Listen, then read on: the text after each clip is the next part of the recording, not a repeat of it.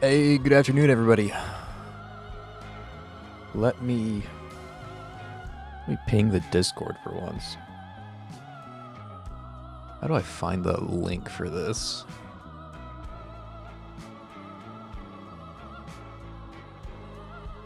How do I find the link? That should work.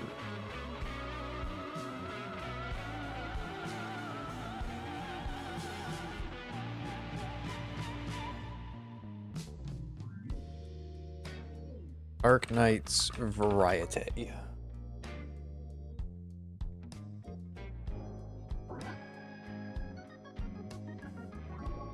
Oh, I didn't add everybody. Wrong with me. Add everyone.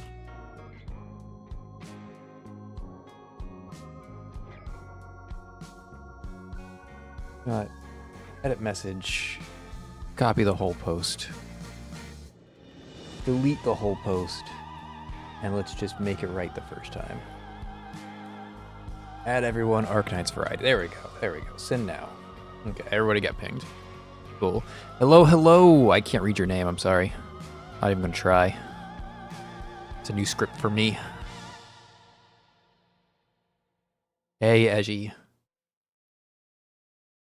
So, most of my audience is Path to Nowhere, but a lot of Path to Nowhere players are also little into Arknights. They're both tower defenses. They have a lot of similarities. I think Path to Nowhere is just Arknights, but better. But for those who don't know what Arknights is, it's Path to Nowhere. It's the same thing.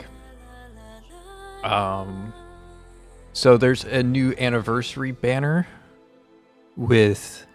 But I understand that Haruka's very good, but honestly, I don't care about combat strength when it's in Arknights. I just want the characters I want. And I want Hoshiguma the Breacher, who happens to be the limited. Hoshiguma is from the original cast, and I don't really get excited for any new centers nowadays. I only get excited for older centers that are being reintroduced. Like all of the alters that Arknights does, they do a ton of alters nowadays. I get excited by the alters because that's when I enjoyed the game, back when it was like first released. So I'm excited to see Hoshiguma come back in a new light. This is basically like a Hoshiguma reforged for me, right? So I'm excited for this. If I can pull her. I'm kind of broke in Arknights, so I don't really have good odds of pulling anybody, to be honest. But we'll try. Never played Arknights though. Since you play this, you plan on getting into Arknights Infield. I will try it. I don't expect my attention to last very long because that style of game, just like the Genshin Impact, the Wuwa, the any form of like that style doesn't really retain my interest for too long. But I'll give Arknights Infield a chance. And if they recreate some of my favorites in like a really faithful way, like if they throw in a, where is she? They throw in a Eunectes, I'm in. Okay, I'm in. You got me. If they throw in a Gavial, I'm in. You got me. You got me. Okay, and it's just that easy. But it really depends on like the nostalgia bait. That's the main reason I would give it a chance, is nostalgia bait. I might also play it just so that I could review it and give my thoughts on it.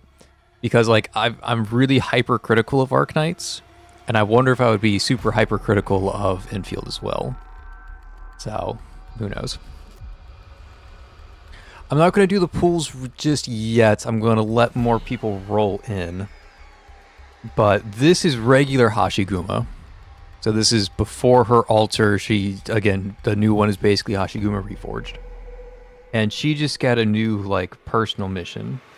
So we're going to try and do that. Hoshiguma was like the OG tank. Yeah, we're all in. We have like 30, 40 pulls. So we're all in with our 30, 40 pulls. Hey, Diamond. Hey, Raven. So again, this is not the new character. This is the old version of the new character that I'm hoping to get. And back in the day, she was like the OG tank. And we'll see what that looks like with her. with her new form.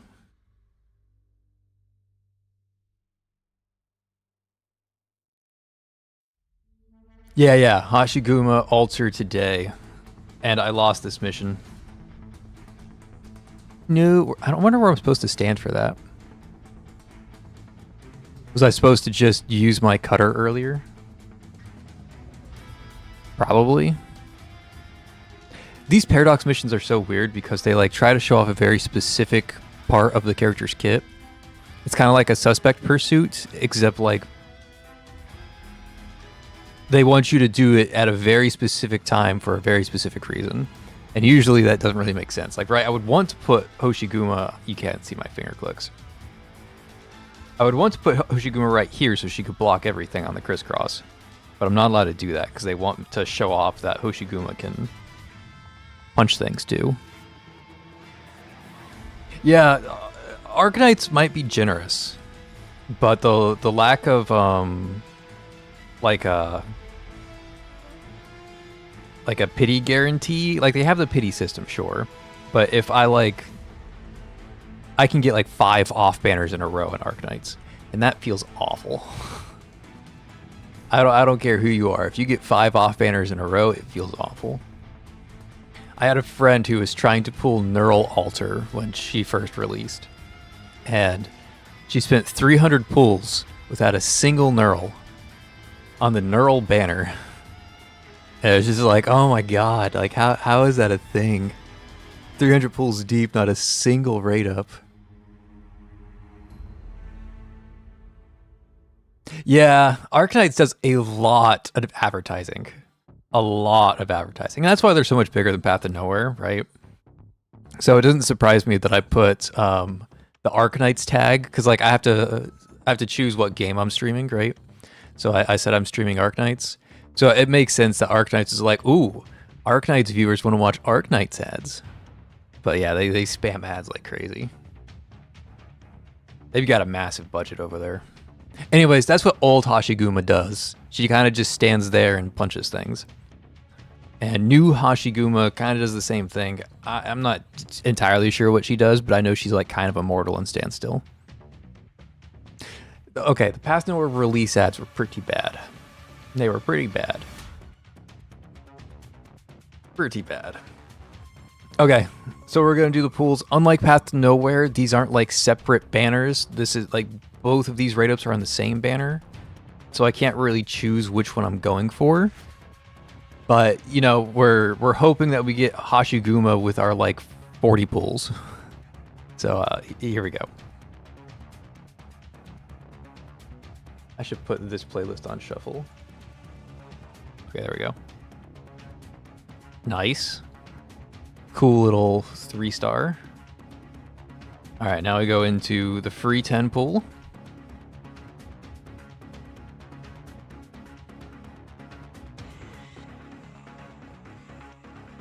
Okay, I don't have this sniper lady, and she looks cool. She new. Yeah, she's the new sniper. Oh, I could also get Pepe and Asia on a very, very, very rare chance. It's unlikely I get these because these are like off-banner rolls technically. But you can off-banner roll the old limiteds as well. Okay.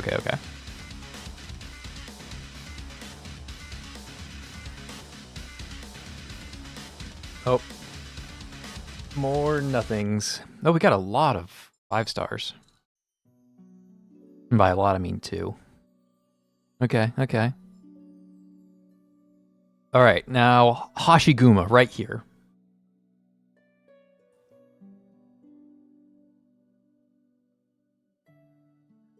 No Hashiguma. Okay. Well, I hope I like the new 5-star sniper, because that's all I'm getting. Hashiguma.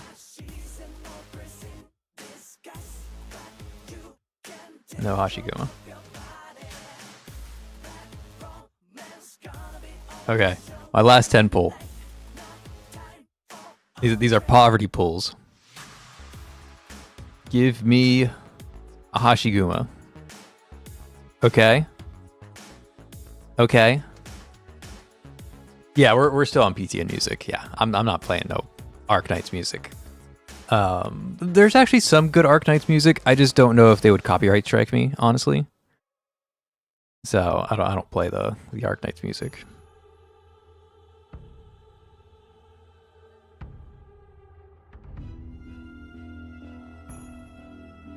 Okay, it's just the one. This isn't Path to Nowhere. You don't get like multiple S ranks that often for whatever reason. It's the same rate, but I swear to God, Path to Nowhere is more lenient with it. All right, here it goes. Here it goes. Is it Hashiguma?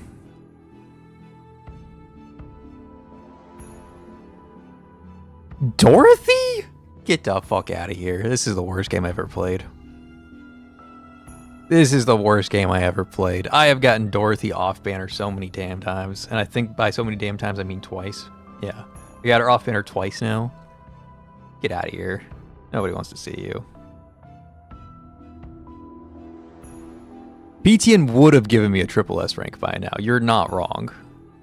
But PTN also loves me, so...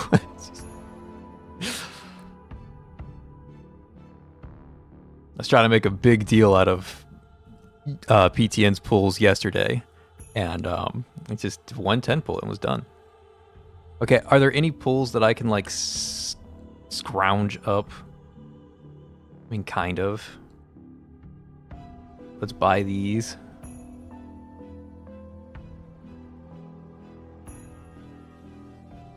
Okay, hopefully we get another 48 tokens before the month's over, so I can make use of that. But we have some more pulls now. Come on. Hashiguma. Nope. Not even a 5-star. Like, what is this? This is not okay. This is not okay. Imagine opening a bag, a full arrest in Path to Nowhere, and it's just B ranks. Just B ranks.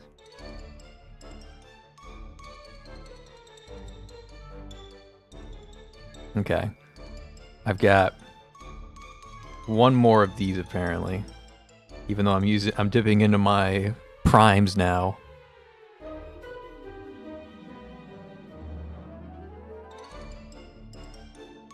Okay. Okay. I don't have enough primes for another 10 full. Yeah, we're in poverty mode. Full on poverty mode now.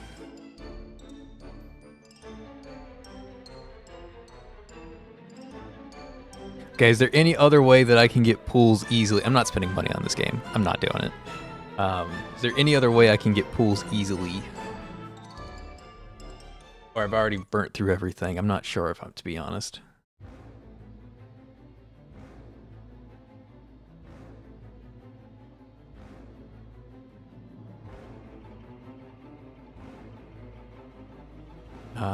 Nope, nope, nope.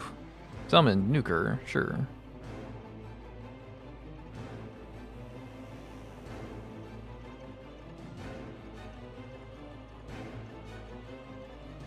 I have probably not done my weeklies, no. I have. I take it back. My weeklies are done. 3 pulls from the event, but then I have to play. Arknights. You don't come here to watch Arknights. You came here to watch pulls. Okay, I understand. Nobody wants to see Arknights gameplay. I'm kidding, by the way. Okay, real quick, we do have some new consumables in the depot. We got this thing. So one thing I will give Arknights credit for, they did give us a selector. So you get one of these 4 if you like one of these 4. Congratulations. They're all pretty good. But sorry, get out of here. You gonna disrespect my girl that I haven't invested in at all? the one character in Arknights that I actually wailed for just to get a singular copy because she just refused to come home, and I haven't gotten a single off-banner copy of her for the entire duration that I've played Arknights. Like, come on. Surtur hates me. Okay, that's just what it comes down to. But I don't hate Surtur. I like Surtur. Hold on, let me go back to my operators. Sorry, yeah. Yeah,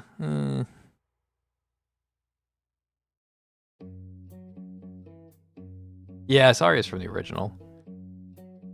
But I'm a big fan of Surtur. She's close to being an OG. She's from like year 1. But all 4 of those options are really good if you're like a new player. Like those are all really solid S rank options. Okay, and then we also got this, so I guess we pick up the Lightbringer because he's the only one I don't have.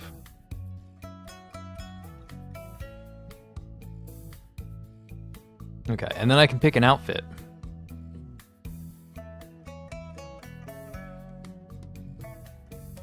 Saga's outfit?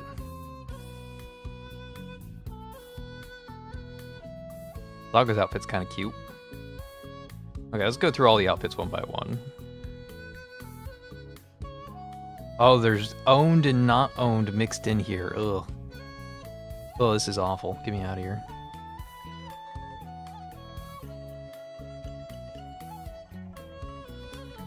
Okay. That's not my favorite skin in the world. Really, Arknights? I don't like this skin either. Okay, that skin's cool. I want that skin, but it also means that I can't use my Originite Prime anymore because I need to save for this skin. So, unfortunate. No. No. No. No.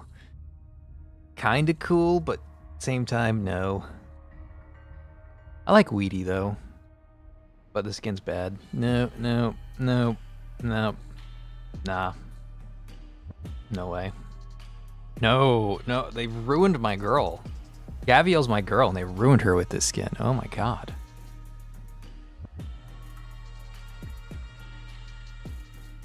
This one's kind of cool. But who uses Roberta? I like Fartooth, but this skin makes her look childish. Saleech is interesting. Although I'm not the biggest fan of the skin, I like her original art a lot. Oh, beeswax. Nice.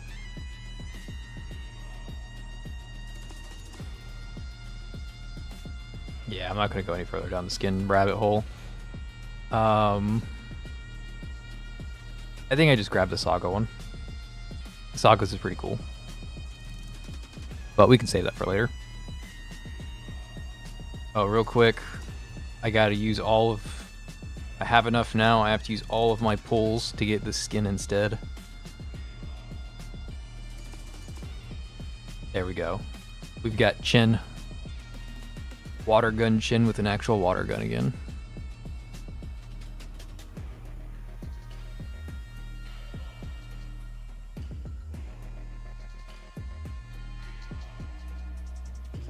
They still don't offer Silver Ash for free?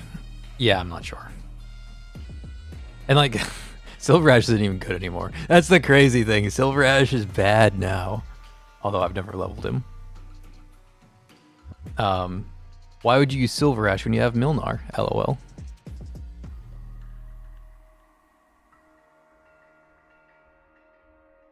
There's a lot of power creep in this game. I mean, like, there's some operators that like genuinely break the game, like Milnar. And you're like, damn, Arknights can't get any more powerful than this. And then they introduced like, why even bother playing the game when you have Wizardel? And then they're like, LOL, what if we made Wizardel but better? So, operator missions to gain some Arundo? I could, yeah. Yeah, I could do... Is there a way to like hunt how to do these? Okay, So yes, Arknights does have a reforge type system, but it's trash. And they did it good, they did it well at first. I'm going to point to Chin. Chin was really falling off. But then she got their version of reforge modules. And this module really helped her like come back into the light. It gave her a lot more supportive ability and made her skills come up much faster. And it was exactly what Chin needed to get back into the game. The problem that they did with the modules is that every character comes out with their module on release. So like the brand new Hoshiguma is going to have a module. So even though there is like a system in place to reforge and buff older operators, it only worked in like the first round because now operators are being released at full strength with the module already being included. So there's no like opportunity to go back and make them stronger because they already gave them the module. It's so weird. Silver Ash helped Trigodia quite well for permastall. Okay, now we're getting to Molly territory. That's what Irea needs right now. On release reforge, yeah. Yeah. It's just so weird that they had like a system to buff operators and they decided to, instead of use it to buff operators, every operator just releases with it. It's so weird. They don't have a chance to go back and fix things. And like that was the whole point of doing the modules, was to go back and fix things. And whatever. Whatever, they messed up. Okay, let's actually play the game so I can get some pulls. You guys get to watch the pretty good cutscene. They started doing cutscenes for anniversary events. You guys can't hear it, but there are a lot of really cool sound effects being played. A lot of like comedic relief sound effects, really.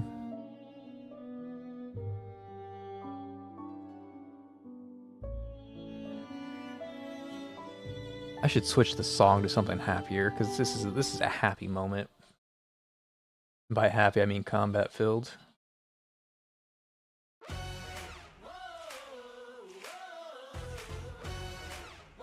I've only watched half of this.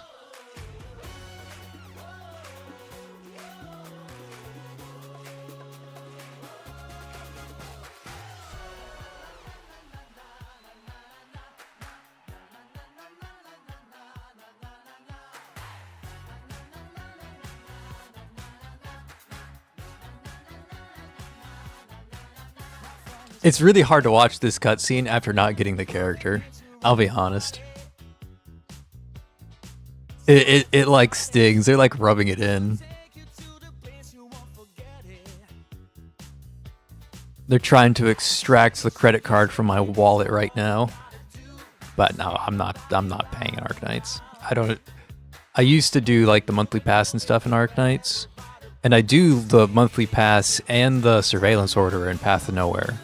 But I don't even do the monthly pass for Arknights anymore.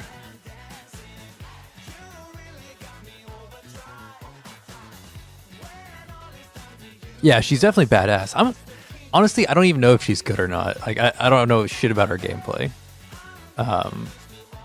But I like her. Yeah, I probably should have put this on before I started doing pulls. I just got really excited to do pulls and I got punished. Look how fucking cool that is, man. Like, okay. Okay, Arknights. You do some things well.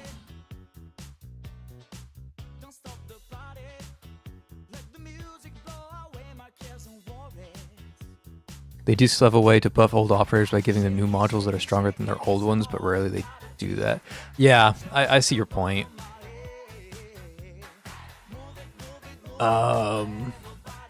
Was there any operator in particular that got good after their second module? I know like some second modules are just better. Like Thorn's second module is really good. But I can't think of anybody who was like saved by the second module off the top of my head.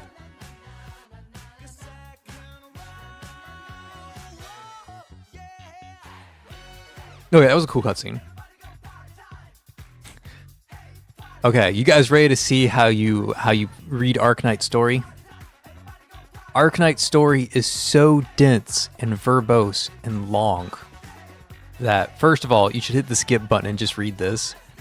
And then if you like the summaries here, then you go to YouTube Shorts and you watch the story in YouTube Shorts, because the YouTube Shorts people give you the story in a nice condensable way. That's how I recommend observing Arknight's story. You read the summary, and then if you like the summaries, you go to YouTube Shorts to watch the rest of it, because they'll cut out all the fluff. But the funny part is the Arknight stories are so long that there's a ×32 speed button.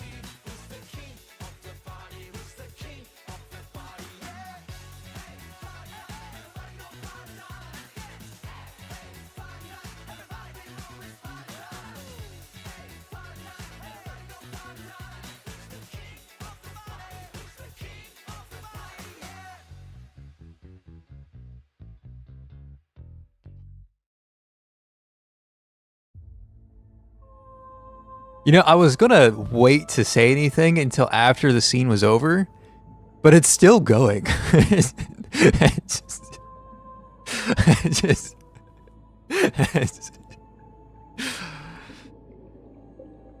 So, yeah, that's Arknight's story for you. It's a little much for me. I had to stop reading it. I can't keep up nowadays. It's just, I don't have 10 hours every time they do an event. Haven't seen Arknights in a while. Last time I played Silver Ash was the meta. Yeah, he's still good, but I wouldn't call him meta. I mean, there are some characters who were released that are just Silver Ash but better. So 50 plus seconds at 32 times speed. So you do the math.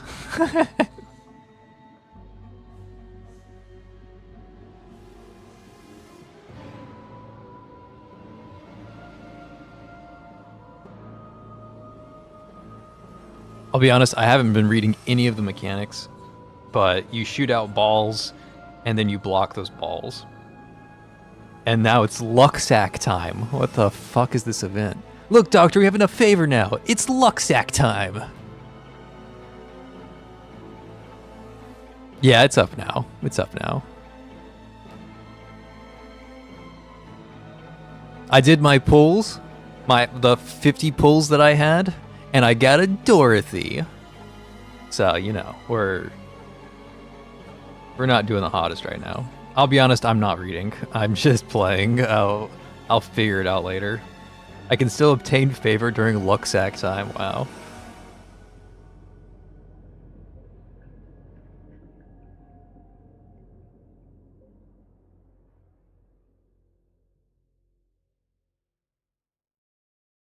I'm realizing I didn't know who this character was. I didn't recognize her. I'm realizing I should have put her further up. You guys can't see my finger taps in Arknights, but I should have placed her up at the top somewhere. I just didn't recognize her.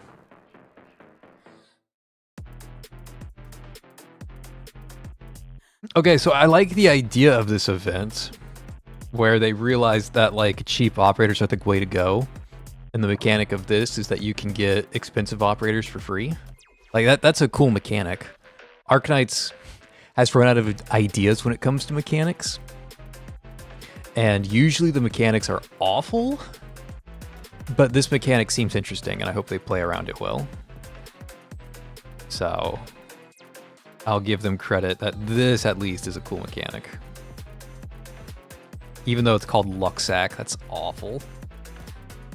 Okay, and then when luck sack ends, operators are retreated. Cool. 26 minutes for the intro. That sounds about right for the Arknight story, I'll be honest. I read the Arknight stories that people praise as best Arknight story, that way I have enough time. Yeah, I mean, I have my favorites. I don't think they would be largely considered the best. I liked pretty much all of the summer events. With Unecta's event, I liked that. Gavial Altar, that was probably my favorite. I liked Texas Altar, but it was just so long. Like, any scene with Penance in it was just like 3 hours longer than it needed to be. Honestly, they could have cut penance from the story and nothing would have changed. Which is sad because she was the one like the event was built around. Unfortunate. The main story was kind of convoluted, honestly. Okay, detective of the police targets Hashiguma as the prime suspect in a 20-year-old murder case, but the statute of limitations has already expired. Hashiguma's return has nothing to do with the case. It's because of a letter from this person, the head of this clan, a man like a second father to her. The police are left scratching their heads while another Yakuza, show up at the police station and pulls Hashiguma out. See, this is another problem with Arknights. There's so many, like, proper nouns. Like, I don't know what any of this means. The Mitsuke police, I don't know who Tessai is. I don't know who the Kinsakaya Yakuza clan is. I don't know who Koei Mifuhine is. Like, none of these words mean anything to me. And they do it all over the place. Oh, that's really cool art. Hell yeah, Hashiguma. I'm screenshotting that.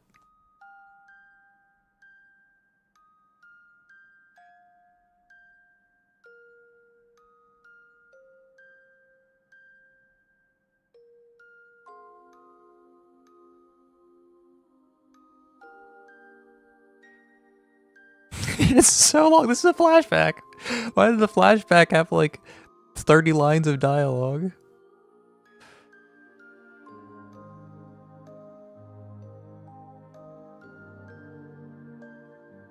For those who don't know, I'm very harsh on Arknights. I feel like there's a lot of things that Arknight should be doing that it's not doing, and a lot of things that it should have done way earlier that it took it 5 years to do. So I'm pretty harsh on Arknights. Okay. Get this guy out of here. Let's block here. I have no idea what my team is, by the way. I kind of just clicked play. You know, honestly, I thought I would damage this guy, but I guess not. Oh, I could only damage him when the shield is gone. Okay. Sure. Oh, I could put down my big old mud rock during this luck sack moment. Because that's a mechanic.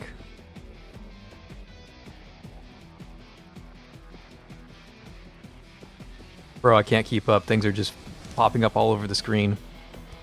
Buttons. Movement.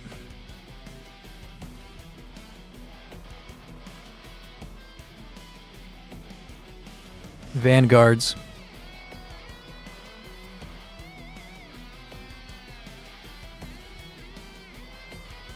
Ultimates. Fiametta is one of my favorite characters. I love Fiametta. Fiametta's great. I'll bring her to stages that don't make sense to bring her because I just like Fiametta.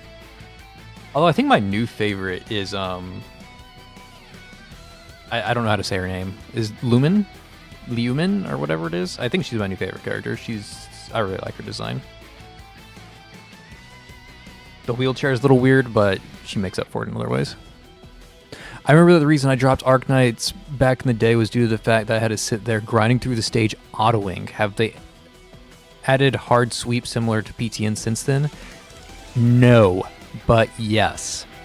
They made it so that when you go to replay a stage, your one auto battle counts as up to 6 battles. So you can sweep up to 6 times if you auto the stage once.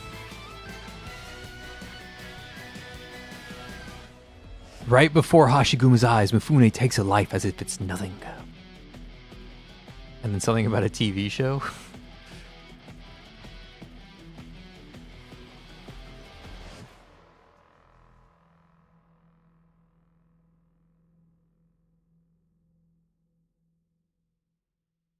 Oh man, I'm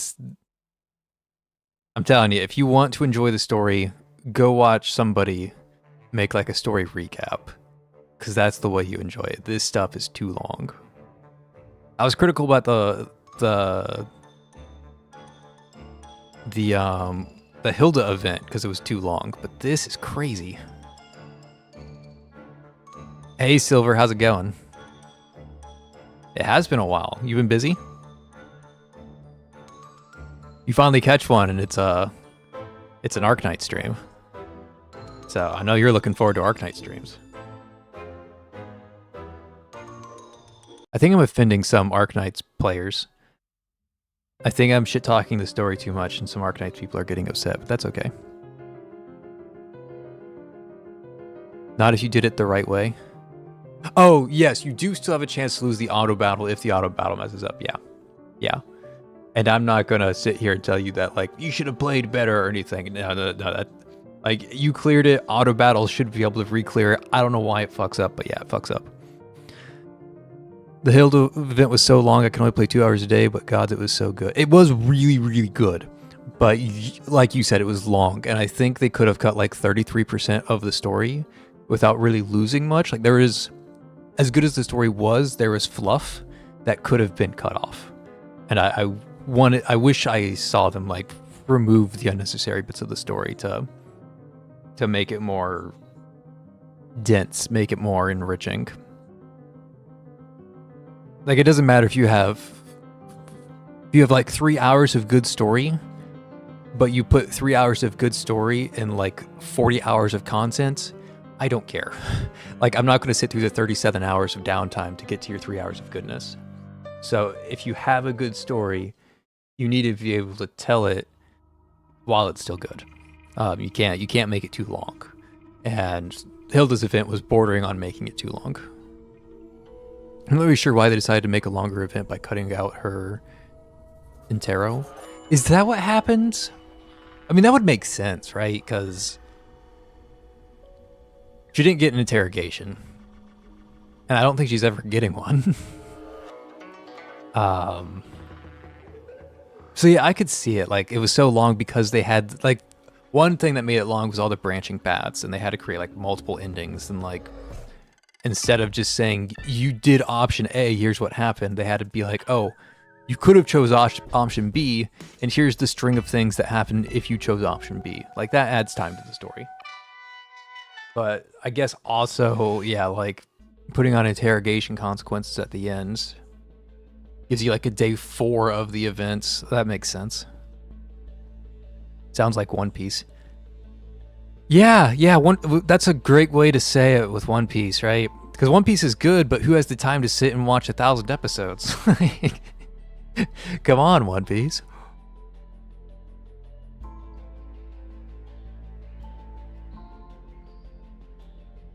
I heard that the reason is that for some chief she is dead, and if they couldn't save her, yeah. Man, I don't like how games approach that kind of stuff. I wish they just came out and like had all the branching choices, and then said this is canonically what happened. Like, yes, like we had non-canon endings in the events, but here's canonically what happened, so we can all collectively move forward. I'm going to critique Fallout here because the new Fallout season came out and it has a lot to do with New Vegas. And if you played Fallout New Vegas, you did a lot of stuff in the New Vegas area and you had a lot of impact over how that region kind of was affected. But the show very specifically said that we are not going to confirm or deny any of the choices from Fallout New Vegas, the game, because we don't want to make a canon ending. We want all endings to be like your own personal canon. So what they did is that they just went through and like erased entire areas. Like, you could have destroyed the strip. Spoilers for season 2. Spoilers for season 2. Spoilers for season 2. In Fallout New Vegas, you could have destroyed the strip and like cleared out all the hotels and like killed everybody. So in the show, they're like, everybody's dead because that could have happened. But it wasn't the player that killed them all. There's death claws that invaded. So if you saved everybody in the strip, well, too bad death claws came in and killed everybody anyways. If you killed everybody in the strip, well, after you killed them, death claws showed up and took over the town anyways. And it's a really like brute force ham-fisted way to not tell a canon ending, because your options are just so pigeonholed in what you're allowed to do when you can't confirm like the canon ending of that material. So I critical of branching endings and not choosing a canonic one of them.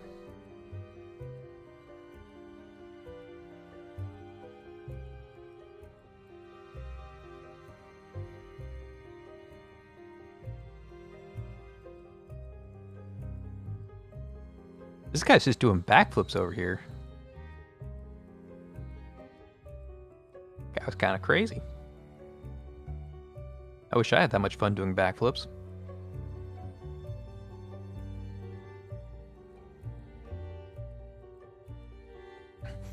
I heard it was horrible season 2 and it doesn't respect the source material. That is my opinion. And that's also my opinion of season 1, if I'm being honest.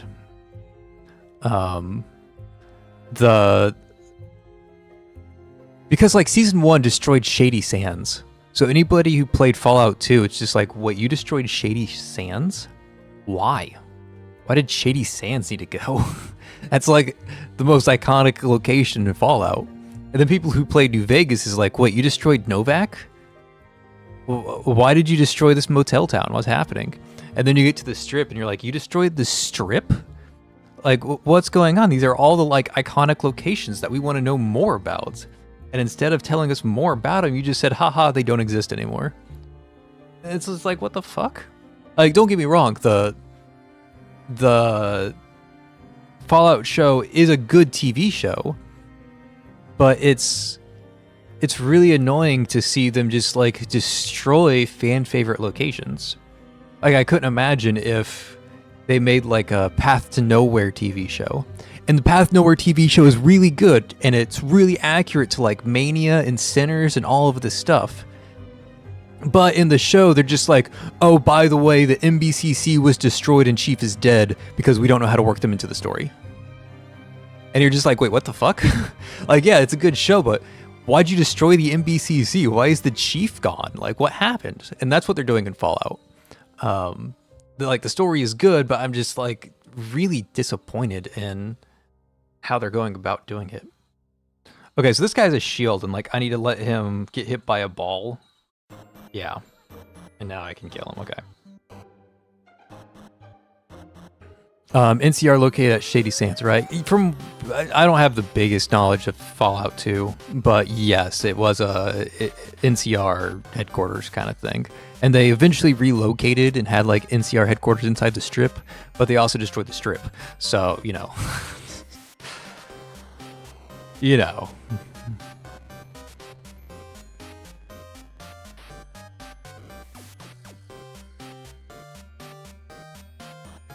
God bless, this event is so long. I mean, they're all this long.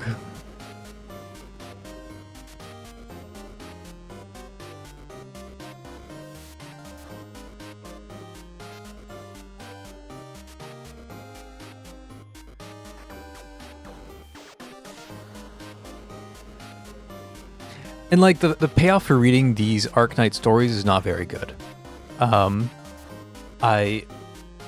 I watched the story recap for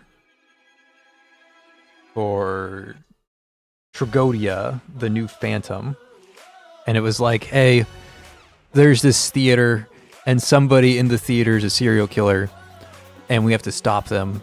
And Tragodia stops the serial killer by becoming a serial killer himself. And it's like, okay, sure, I guess.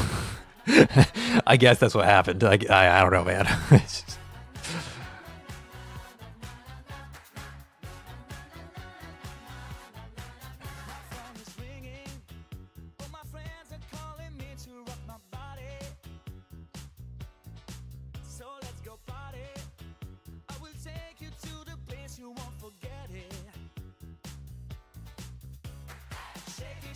Yeah, the lack of voiceover is very tough. That's a I haven't brought it up yet, but I've noticed with the Arknight stuff, like more and more, they're having like faceless NPCs with no voice acting. and it feels, you know, very intentional to me. I'm not sure how I feel about it.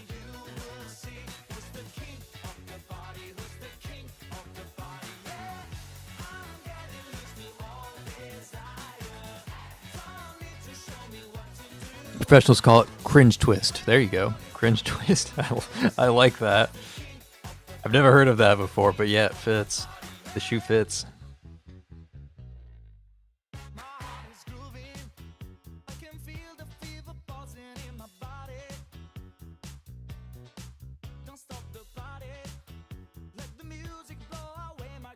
Turning into Shin's event? Yeah. Yeah, there's like no voice acting in Shin's event and they're all faceless, and it was just hard for me to... The fact that every NPC was faceless, I was just like, okay, well, I don't need to read the story. I know all these characters die. And then like they're dying one by one to like an impossible to defeat being, and I'm just like, there's no agency or urgency here. Like it's just over. Like, just... I know everybody dies. I know this thing is too strong to be stopped. Just show me the ending, please. That's how I felt about Shin's event. 110 pulls, 1 Necross, 1 Hoshi Altar, 1 Haruka. Hey, I wouldn't be upset with your pulls. Like, I don't have any of those 3. And I do want Necross, but I'm not going to go out of my way to get her. I really just want Hoshi Altar, but, you know, I'm already 60 pulls deep or whatever, and haven't gotten a Hoshi Altar. And this game doesn't have a like a pity system, like a guaranteed rate up system. So my odds haven't increased, even though I got an off banner. So I'm probably not getting her. That's just a fact I gotta accept.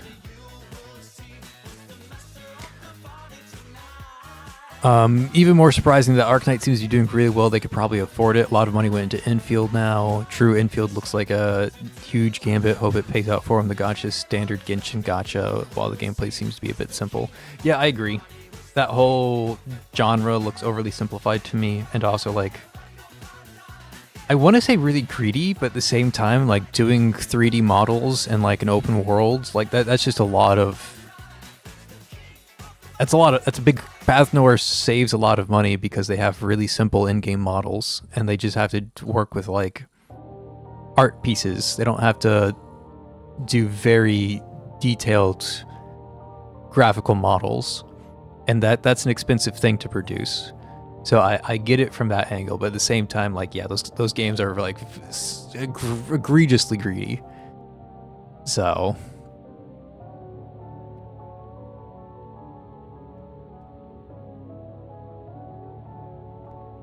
Okay, let's check the pulls that we have.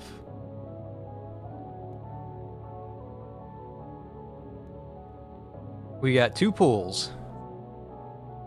Hell yeah.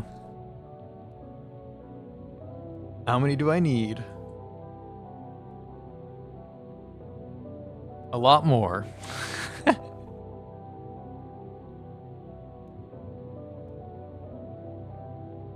A lot more.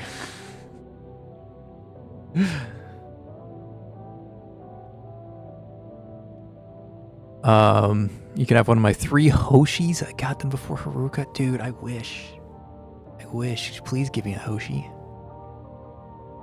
What's your opinion if a Fallout TV show does not continue the existing story, but just retelling the story that we encounter only on a lore-like Battle of Hoomer Dam? I mean, I would have preferred that, honestly. It would be a little weird, because you'd have to choose like a new canon courier, and I feel like that role would be under heavy critique. But they've already decided like this ghoul is the biggest badass that Fallout has ever seen. Like, they're just like, all these other like heroes, like, they don't exist. Instead, this person you've never heard of before in any of the Fallout lore, he's the strongest end-all be-all wasteland badass that ever was. And I don't know, it's weird. What I have hope for infield in terms of complexity is that the enemies, included basic ones, have mechanics compared to something like Genshin, where a lot of enemies are just HP sponges. Yeah, I have a feeling there's going to be HP sponges.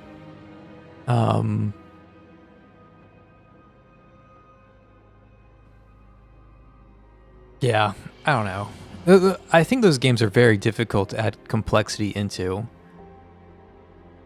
Like, very difficult. And I don't have any like easy answers on how they can add like any real complexity to them outside of like, yeah, you can have like dodge, you can put like a parry in there, but who cares? Like dodge and parry is just like basic mechanic stuff. It's not like there's any rich depth to the combat at that point. You have to have something that makes your game stand out. And I don't think Infield is doing that. I know Genshin isn't, and I know Wuwa isn't. So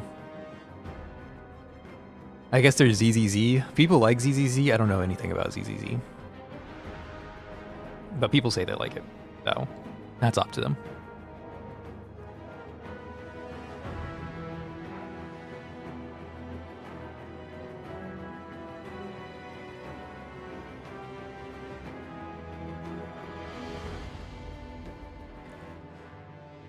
Enemies are not HP sponges. They are also heavy shells for new characters now. Yeah, I couldn't even tell you like what a Genshin character looks like anymore.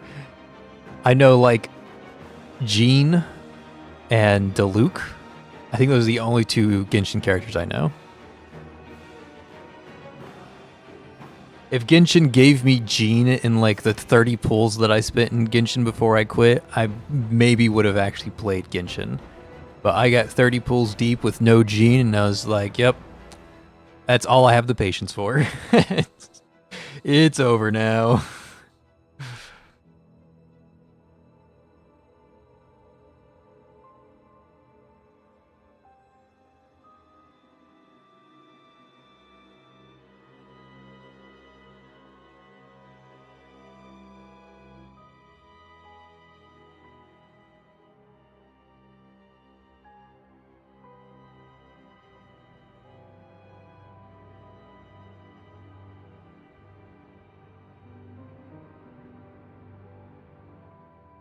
Yeah. Jean was like the only character I cared about. But, you know, I obviously didn't get her in 30 pulls. There's like a next to 0% chance that was going to happen. But I just didn't have any interest. Like, I was 30 pulls in and I was like, this is so boring. It's just not my cup of tea, that's all. Nothing against the Genshin lovers. I don't have like any animosity towards you. I just don't enjoy your game.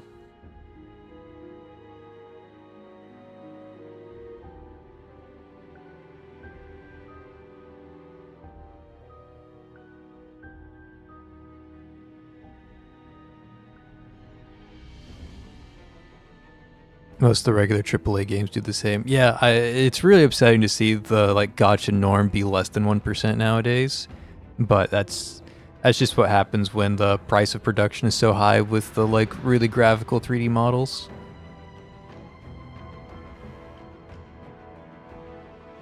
Like, yeah, it is a greed thing on one end, but also it's like it's expensive to produce that level of visual quality. So they need a source of income that's, you know, Path to Nowhere doesn't. Arknights doesn't. I guess Enfield will, but...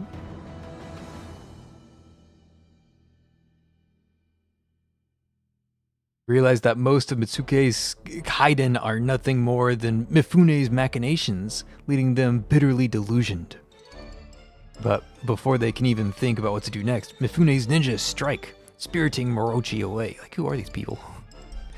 It's just...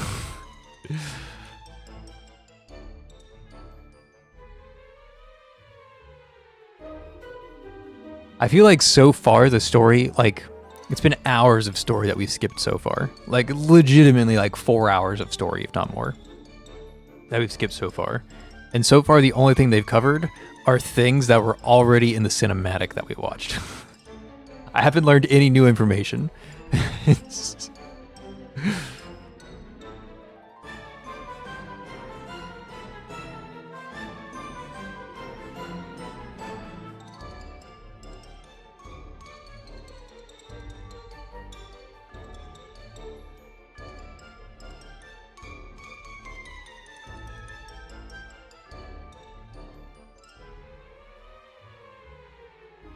I just don't like weapon banners. They are for spenders. Yeah, agreed. And like the real greed that you're going to encounter from that style of game is when they start saying like, hey, we have these less than 1% rates, but you need 1 to 3 copies, or you need like, you know, you pull it once, you need an additional copy, or you need an additional 2 or 3 copies. Like, that's where greed starts coming in. Path of Nowhere can get away with it because the gacha is really generous. So they get away with like demanding an S1 from time to time. But if you're Honkai Star Rail and you're demanding you know, a character to be like the 3rd copy is what makes them good, like, no, your game's not getting away with that. It's just not happening. And like a 3rd copy on top of the weapon, right? Like, okay,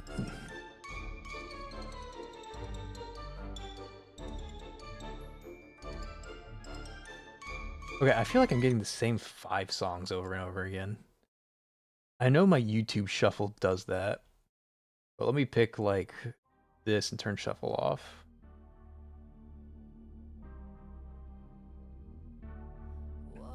By the way, did you know that Hella breaks her own Umbra cores she creates, and S4 Parfait Hella can max out Parfait buff on all 3 Umbras in about 1 minute 30, even if no one else broke any cores. Interesting. Interesting. I did not know that.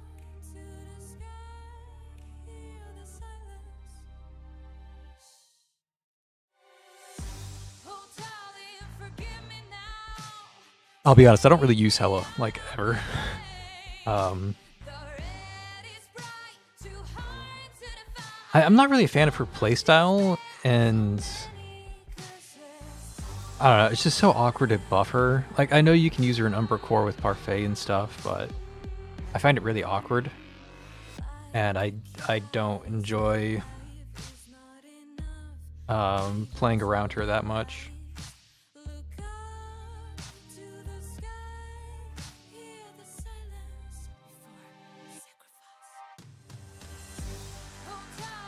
Forgive me now.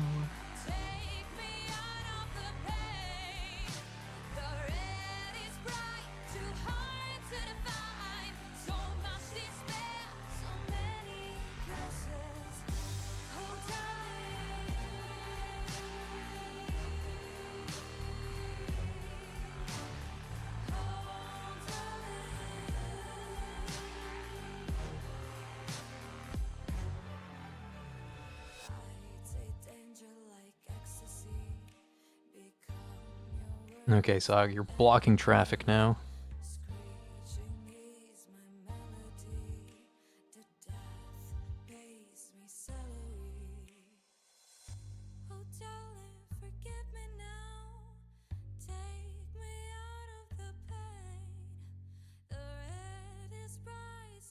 GFL2 is doing that. Some characters need a copy just to be okay, and their 6th copy are just making them outright solo everything for some characters. Big yikers.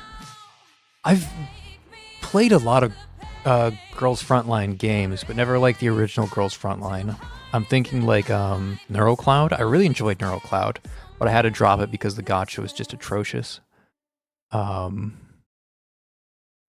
I saw them do not too similar of a thing, but there's just like, man, the characters were not balanced in the slightest.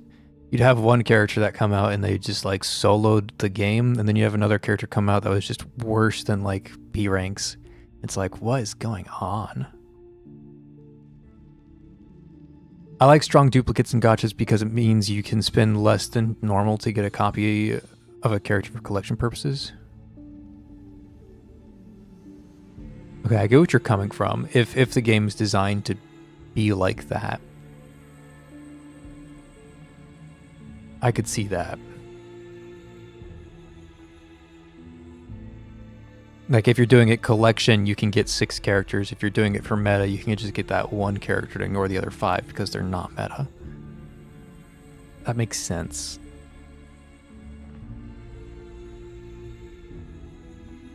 If the game is designed to be like that. I think most games, at least the big games, right? I think the big games are just really greedy about it, personally. Yeah, it's one of the worst ones, and with the fact that so many duplicates are so important, the pools are really needed for characters. At least the game was kind of generous with the pools. Yeah, I don't know anything. I played it for like a month because my friend wanted to, and I just lost interest. The biggest problem that I had with GFL2 was all of the menus. Like, I had to click 10 different corners like 20 different times. Like, I'm playing Arknights or Path Nowhere, and I click one spot and I click sweep and I'm done. And in GFL2, I have to like click that, sweep here, click over here, sweep there, click over here, sweep there, click over there, sweep here, click over here, sweep there. And I had like so many weeklies to keep, and I just couldn't comprehend what was going on because there's just so many menus and UIs and submenus and different regions and different like things weren't available on certain days, and I was just there's just too much, and I just lost interest. I was like, I don't care enough to dive in as deeply as this game wants me to.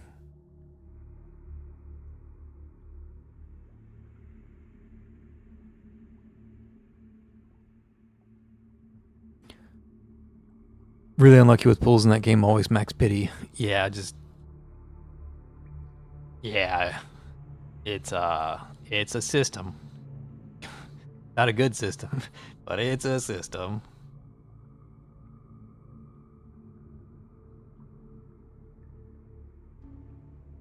Are you okay, Saga? You're slowly dying.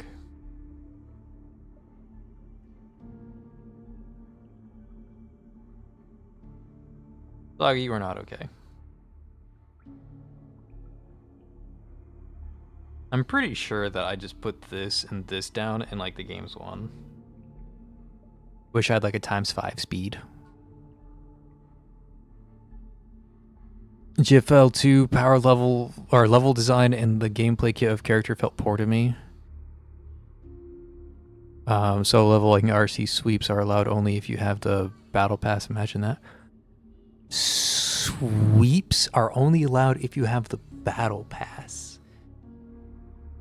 Fucking wild. To be fair, like, GFL was doing similar stuff to that. Like, there are certain things that were just locked behind having the monthly. There's like 2 versions of the monthly, and the second version was just like quality of life. It was like more retries or some shit like that.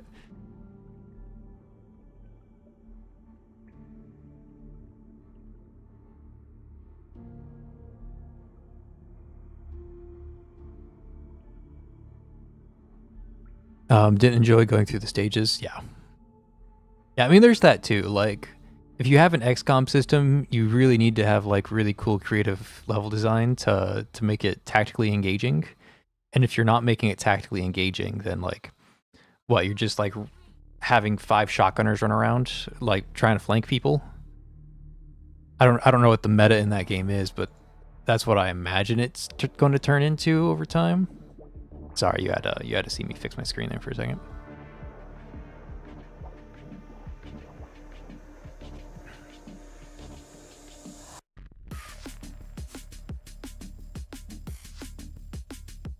Yeah, they span round and round, but Mudrock is the superior spinner. Mudrock is indeed the spin champion. And I wish I had the other spin champion, you know, Hashiguma Alter, but, you know, yeah, you can't always get what you want.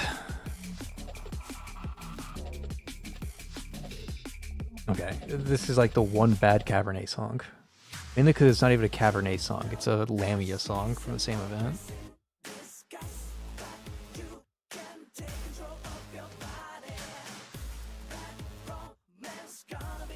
You know what, let's mix it up, because I have a new skin that I haven't been using. So let's bring Bagpipe, let's bring Chin, Fiametta, because Fiametta's awesome. Let's grab our Vanguards. Let's grab Saleech. I like Saleech. Let's do Executor. Executor's cool. Let's do Hoshikuma because we gotta rep the event. Let's do Mudrock. And then let's grab our new Chin. And then who else? Healer. Okay. Healer. Okay, okay. We get one last slot.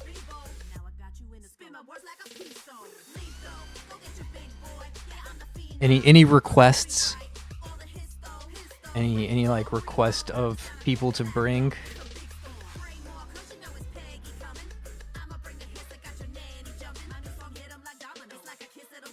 Why am I listening to the Peggy song? It's the Peggy song. Let's do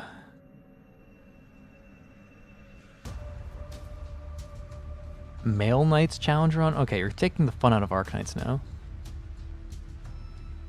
I mean, the males are just really strong, right? Like Milnar, Thorns, Ulpianus, like Hodor, like all the men are broken. You don't need to make it a challenge run.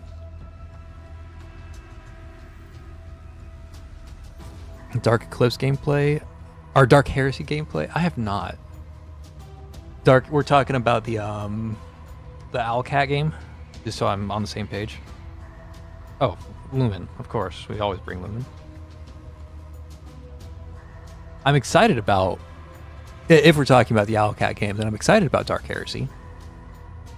But I haven't seen any news on it.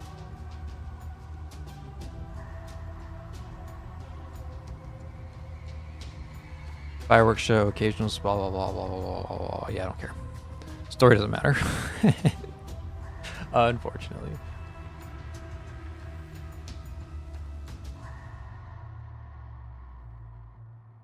Oh, there's a person walking around. I remember seeing her in cutscenes.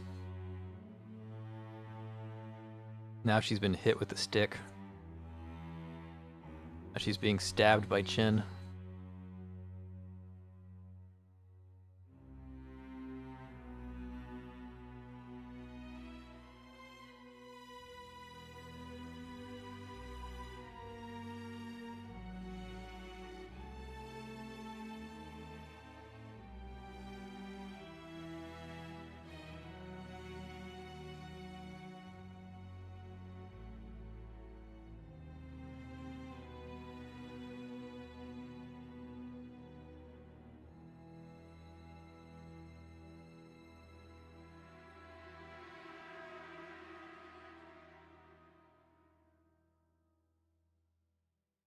Oh, Saga, you are not made for that 1v1.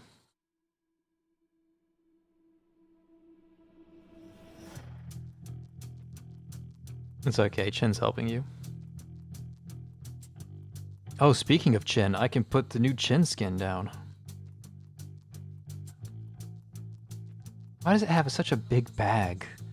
It's obscuring so much of the skin.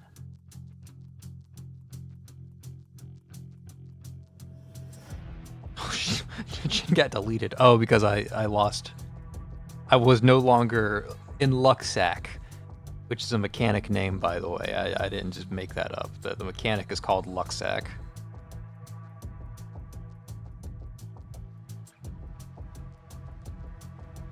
Sui Garden progress, like next to 0. The Sui Garden, I hate it. I don't like it. I've liked all of the other integrated strategies. I don't like the Sui Garden. I think the stages are all really poorly made.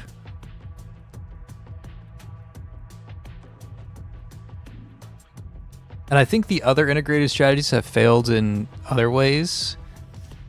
Like making Hope too expensive and stuff like that. Like making 4 stars more approachable goes a long way. And there are some integrated strategies that don't do that, where 4 stars are just like trolling if you ever grab them. So, you know, but I've never disliked the stages of integrated strategies. I do dislike the stages of the Sui Gardens. How do I... Oh, his shield just broke eventually, okay.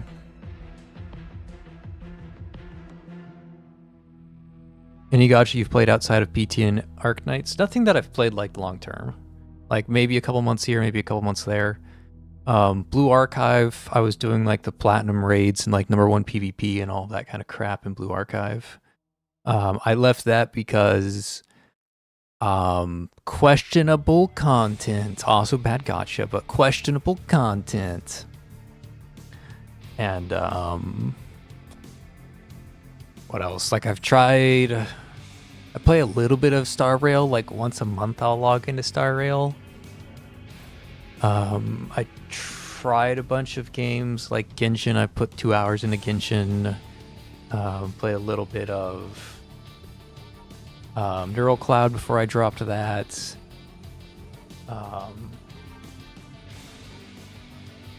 Yeah, a handful of gachas here and there.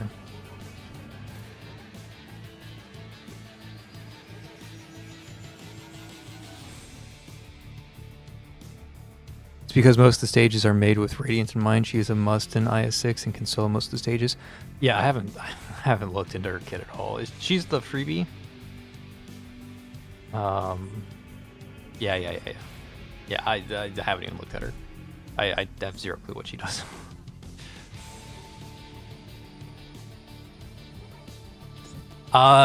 No. That is not how I would describe Blue Archive. At least I hope not. Jesus. Blue Archive.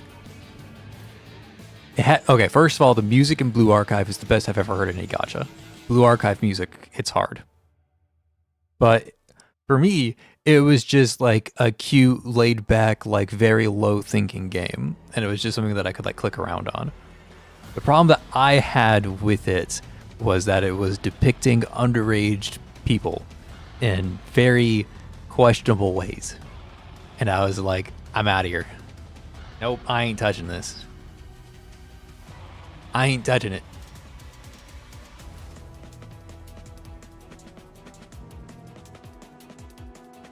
Well, the gameplay was fun. Again, like, you could hit, like, #1 in PvP or, like, go platinum in the raids. And for platinum, there's only, like, 2,000 people per server or something like that. 5,000 people per server or something like that that could hit platinum. But you could do it, like, without thinking too hard. You just play the game and you could get it. You didn't have to, like, follow a meta or a guide or anything. You could just do it. And I appreciated that.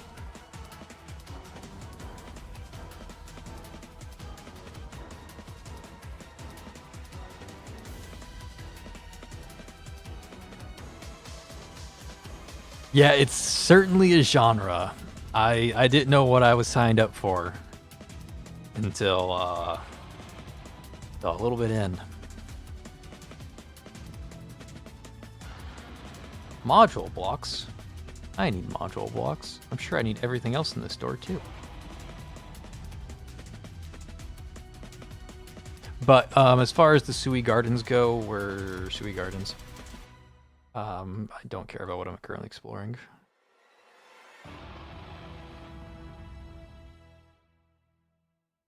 We're at level 16 with no wins. I haven't won once. We're at level 16 now. But I mean, to put it in perspective, like, I maxed out. This is when I was still playing the game. Like when I was actively playing, I maxed this out. I put like 1,000 hours into Phantom Crimson, into IS2. This one, releases were still being added when I quit the game. So like the 3rd and 4th boss weren't introduced in this yet. There's only the main jellyfish boss and the sea knight. And they went back and added 2 more. And I went back and I fought those, had a blast. Like this was really fun. I did everything here except for the Amiya fight. I don't feel like looking up a guide on how to do the Amiya fight, so I just never did it. But this was really fun. And I haven't played much of this because like it just haven't gotten around to it yet. But I really enjoy the stages on. I guess this is IS4. But this is it's trash. I don't like it. This IS is just bad in my opinion. And like the worst part for me, oh my god.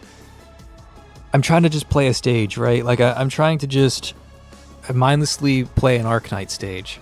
I go to the Sui Gardens and it's like, oh, here's a bunch of coins. And I'm like, okay, cool, next. Oh, now you have to toss a bunch of coins. I'm like, cool, next.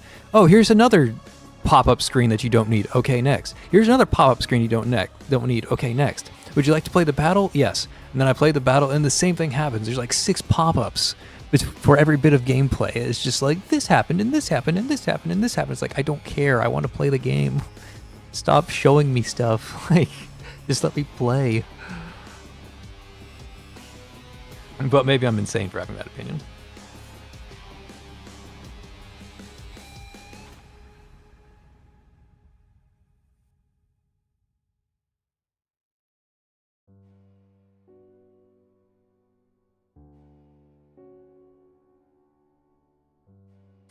That's basically my experience with Azure Lane. Just dropped it a while after the tutorial. The Azure Lane were a bit more extreme. Yeah, that was very... I never played it, but I had a friend who was like really big in Azure Lane. And that was a very revealing experience.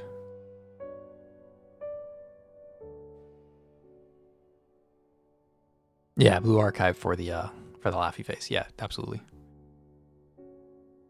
Yeah, that was an interesting experience. Do I have enough pulls for another... I mean, I know I'm broke.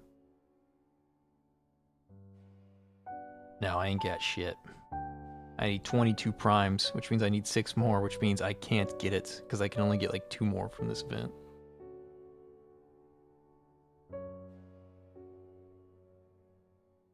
And I need another like 20 certificates before I get these 20 pulls. So there's no way I'm getting that today. So we'll do a bunch of singles, but then it looks like we're waiting around for the rest of the banner's duration.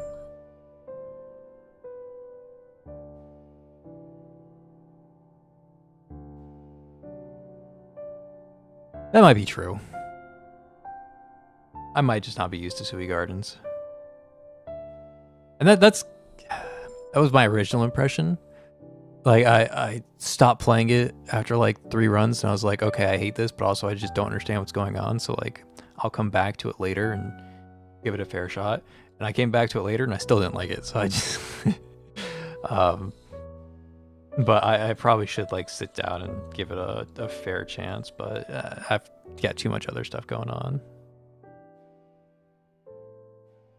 Like, I like Arknights for like partial AFK stuff, right? Like I just kind of set up my pieces, then I can like look away and focus on like my second monitor or something.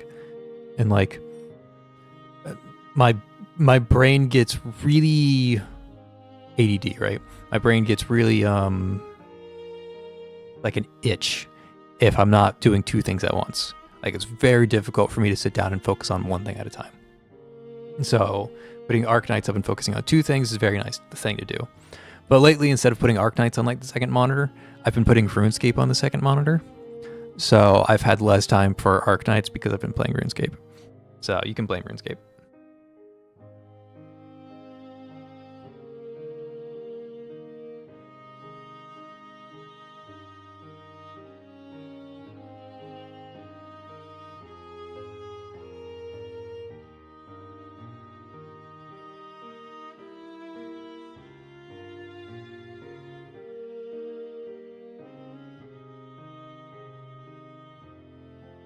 Okay, it's not like I expected to get Hashiguma there, but it would have been nice to get Hashiguma in 80 pulls. I mean, we're at 221 pulls remaining to guarantee it, which is just insane, by the way. That's such a long pity system that it basically doesn't exist. So we've spent, up here in this top right corner, you can see the number of pulls I spent. We spent 79 pulls, and I still don't have either of the rate-up banners. Like, that feels really bad. That feels really, really bad. So far, I have nothing to show for myself except a Dorothy, and like that just feels bad. So, you know what it is. You know how it be. I'm just gonna collect this, even though I can't actually use it. I'm tired of the pop-up.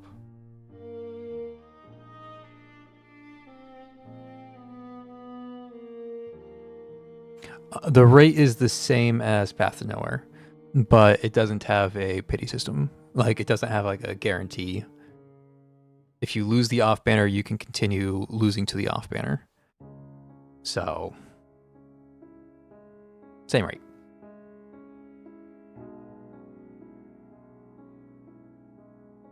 That being said, I don't believe it's the same rate, and you can't convince me otherwise, because if I try to pull an Arknights character, I go 60 pulls before I get an Arknights character. It's just gonna happen, right? I get to the 50, I still don't get the character, and then I get it in the soft pity after 50. That's how it works for Arknights. If it's Path to Nowhere, I'm getting that character on my first 10 pulls. Like, it just always happens. You guys see it on stream. Like, it's always like a really good Path to Nowhere pull. Also, Path to Nowhere just hands out more pulls in general. Like, Path to Nowhere is handing out like 70 pulls a month or something crazy like that. XYZ has been like cataloging the free-to-play pools lately. And just the Hilda event was like 70 pools over the course of 3 weeks. And like that's an insane number of pools compared to Arknights, where I'm getting like maybe 10 pools a week. I don't know what the Arknights pool income is, but it's not 70. It's not 70 pools a week. Or 70 pools a month, sorry. It's not 70, I'll tell you that much.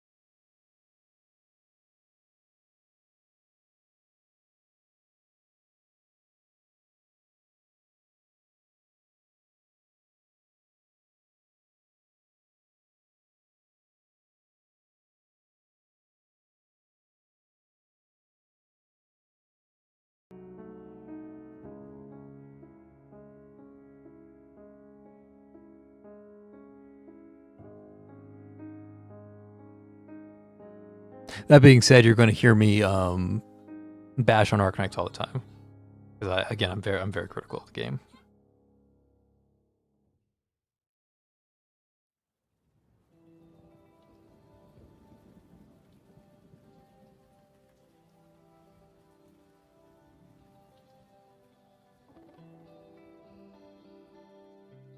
I fucking love Wait for the Rainstorm. This is a great song.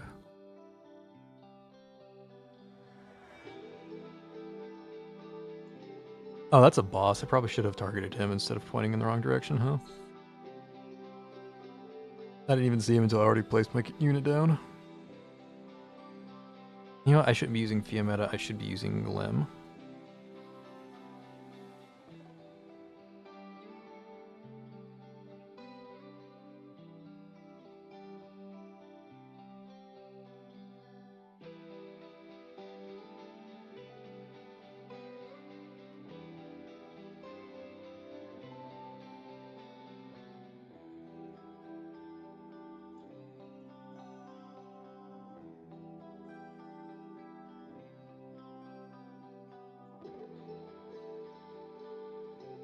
Lim is a sniper that snipes down bosses and elite units.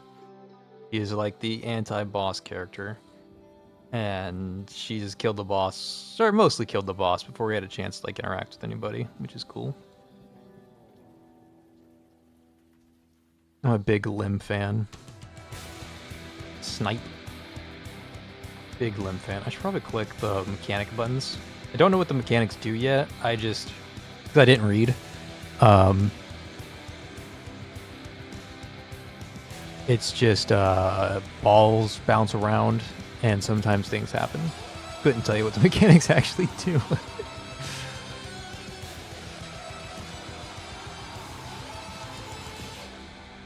Should probably activate my ultimate.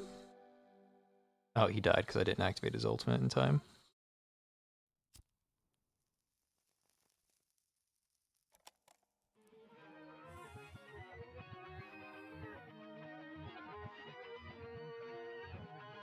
That was me just not paying attention.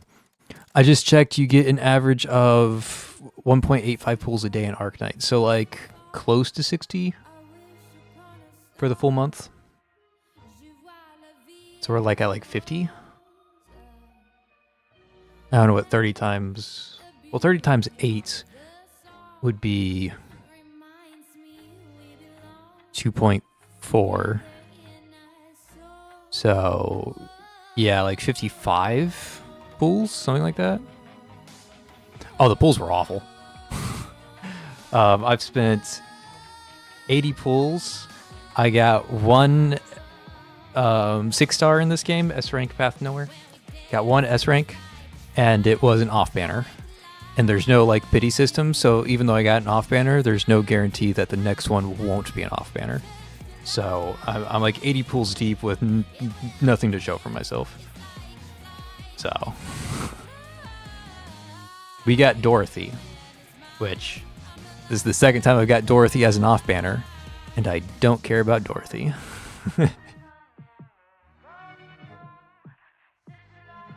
So yeah, it wasn't a good pull session. I mean, I was in poverty, like I only had 80 pulls to my name, all things said and done. But it would have been nice to see, like I want Hoshiguma, right? I want her. It would have been nice to get Hoshiguma. I don't think I'm asking for much, asking for a Hoshiguma, but you know, it's Arknights. The gacha is not as solid as Path Nowhere's. What do you think of Hilda's story? Where would you put it in the rankings? I felt like somebody else asked that question earlier. Did Silver ask that?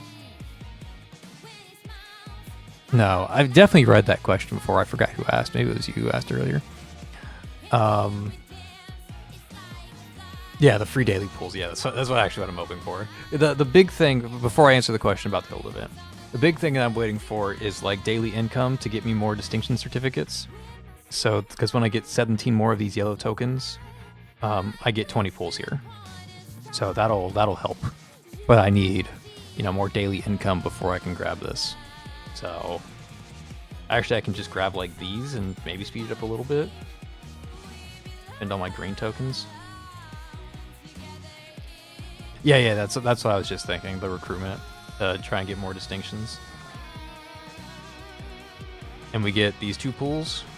I mean, this is like way overpriced, but we're in poverty mode, so.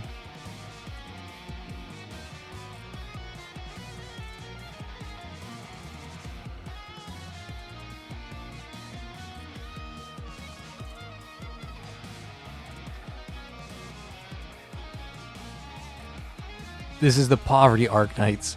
So for those who don't know about Arknights and are just coming in from Path to Nowhere, Arknights has what is functionally a C rank unit, and this recruitment area gives you C rank units, and those C rank units mean nothing.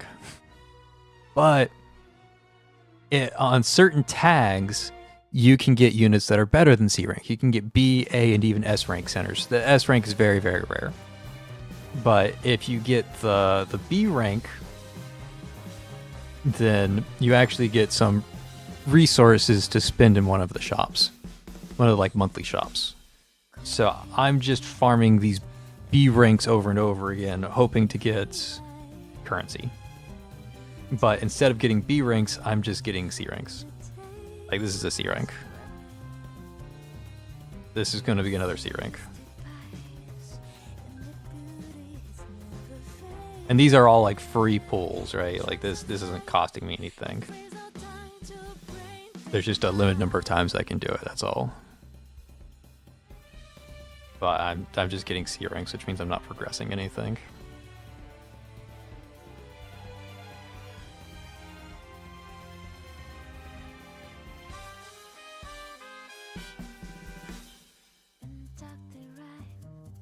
Yeah, okay. But we got some pulls from the thing. Let's spend those 2 pulls. This is our 80th pull. Nice C rank.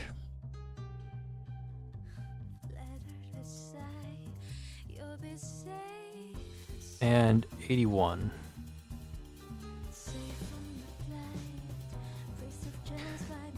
Yeah, that's some Arknights propaganda right there. Again, I'm very critical of Arknights, so if you're here for the Arknights, like I'm not trying to shit on your game or anything, but I think everything that Path of Nowhere does just does Arknights better, personally. Okay, but again, there's a question about the Hilda story and where I would put it in the rankings. I think the Hilda story was very good, but I also think it was on the longer side. And there's a lot of fluff that they could have cut out without losing anything.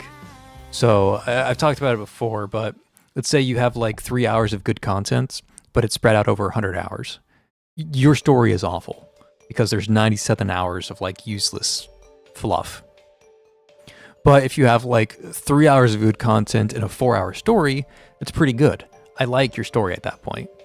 Like, that's not an unreasonable amount of fluff. But as good as Hilda's story was, like, actually, like, really up there. I love the layout. I love the storytelling aspects. I love the, like, you had to fail before you figured out how to succeed. Like, that's a really good story bit. And they did a really good job executing on it.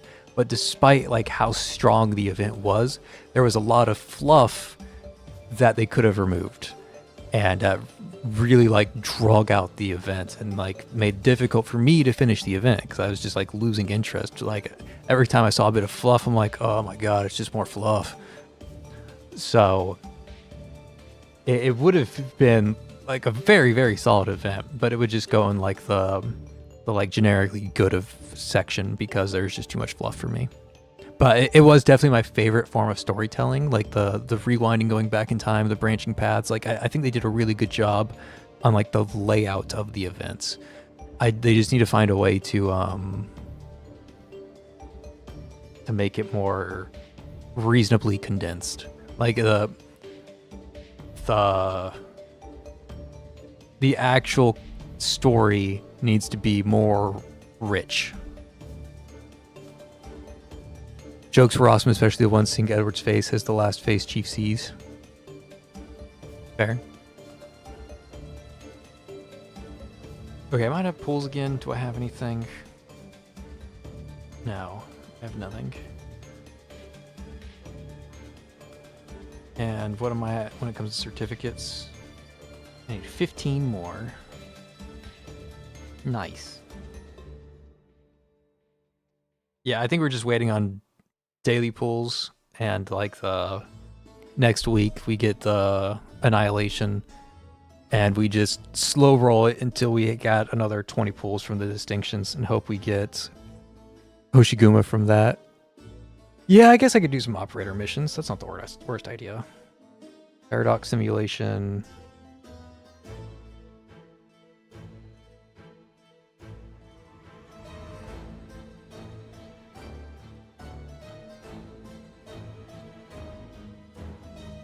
I'm guessing I stand on the white tile.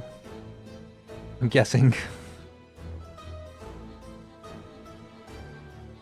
So these, for those who are coming from Path to Nowhere, these events are basically suspect pursuits. They're like showing off what the character is capable of. But instead of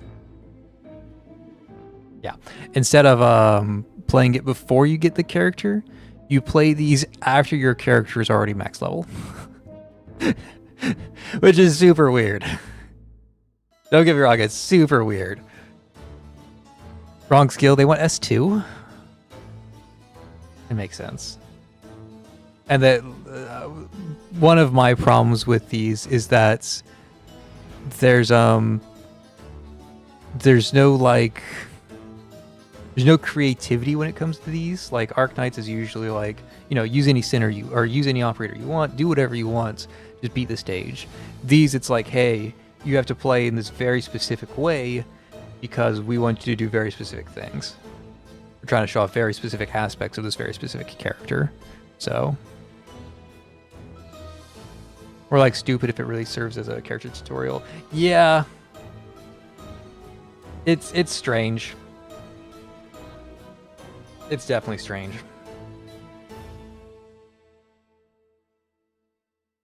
And especially when each character can do like 2 or 3 different things, right? So like I don't have to run this skill, but this stage has decided that I have to run this skill to clear it. Even though I like the other skill better.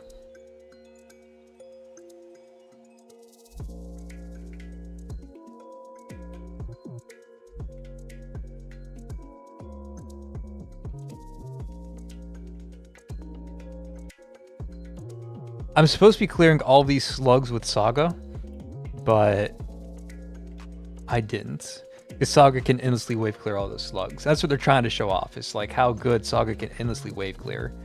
But I did it with lava instead, so oops.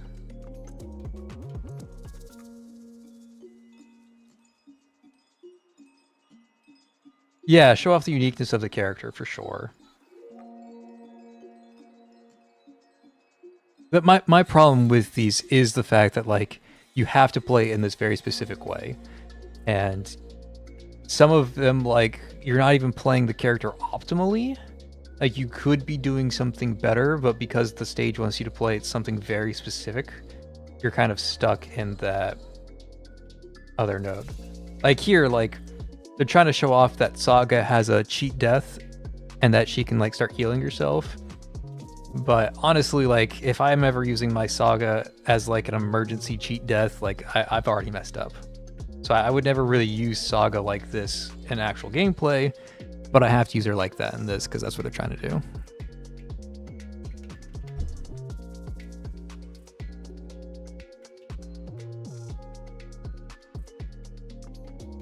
Yeah, I ain't gonna answer that one.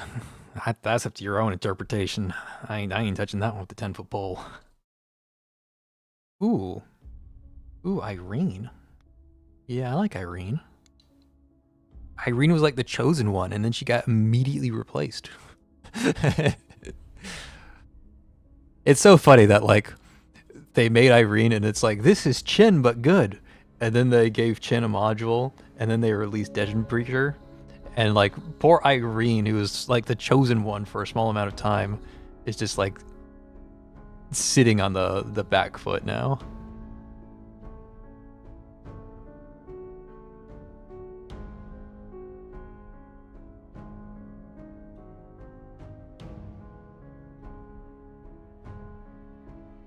So what Irene does is that she turns into a ballerina with a gun and she shoots everybody.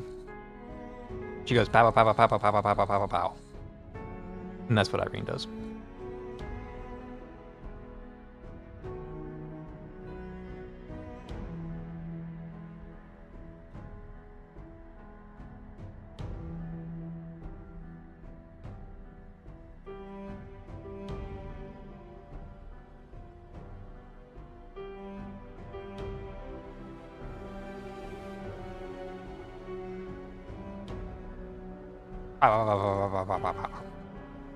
Ballerina with a gun.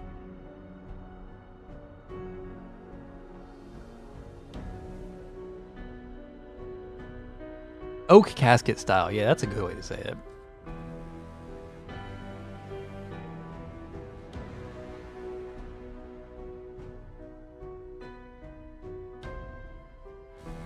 Oh, these are the last 4 enemies. Bow, bow, bow, bow, bow.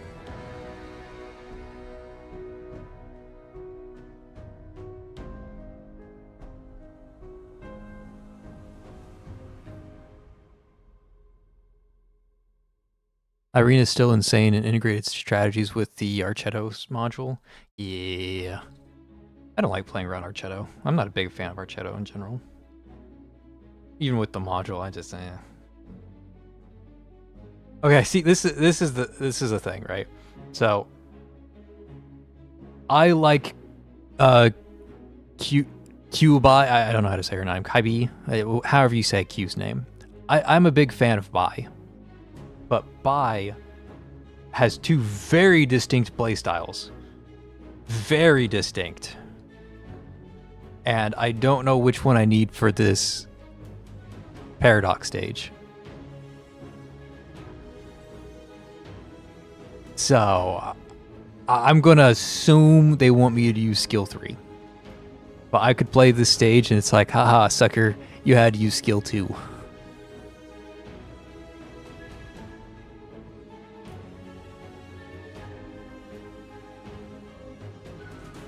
in the world do they want from me? What are they trying to show off? Should I be standing over here? See, that's not true, because the Saga one, they wanted me to use skill 2. It's just usually they want you to use the last skill. Usually.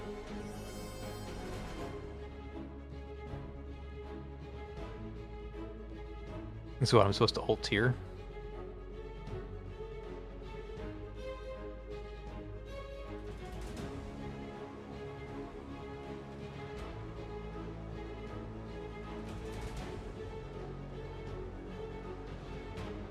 I don't know why they gave me feeder. Couldn't tell you. So for those who don't know, what Key Bai does is that she's a ranged unit, and her ult makes her attack super fast. And while she's attacking super fast, she has a chance to root people. And if she manages to root you, she does more damage.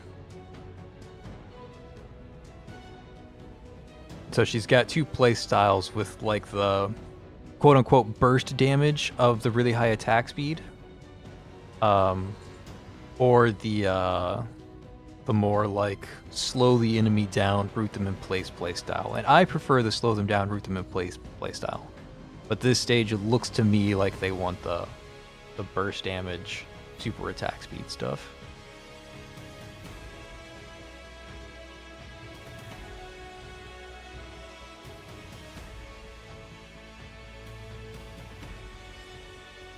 Yeah, there's no way I could do this without the burst damage or the super attack speed.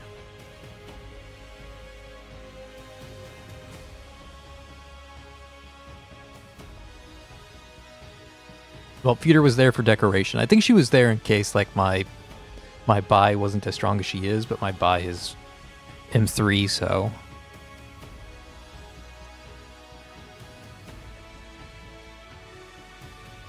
I really like buy. Like that's just a amazing character design. Like I wish this was in Path to Nowhere. This character would fit in Path to Nowhere. They want you to use Blaze's S3? What the? Like, I'm not even sure if I ever used Blaze S3. I'm not sure if that's a thing. I'm assuming they want S3. S3 is most common on Calcit.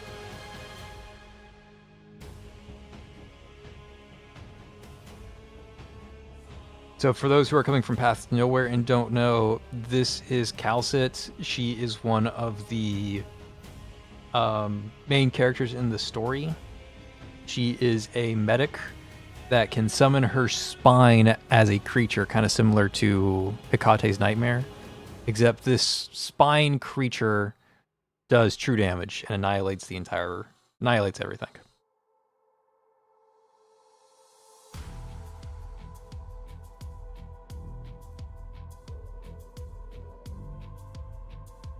True damage is just as ridiculous in Arknights as it is in Path to Nowhere.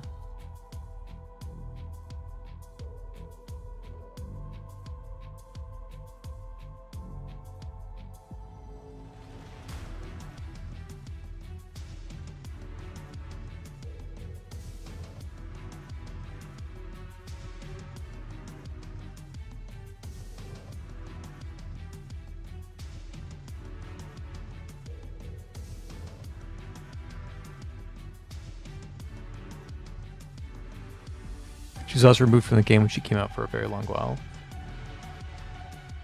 Yeah. Yeah. And they came back and the Calcit is such a popular character that they made her summon its own character. So so you have Calcit and her summon, and then they made her summon her own character that has a summon.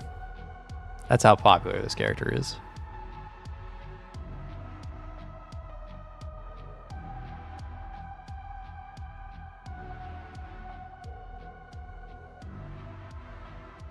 Unfortunate.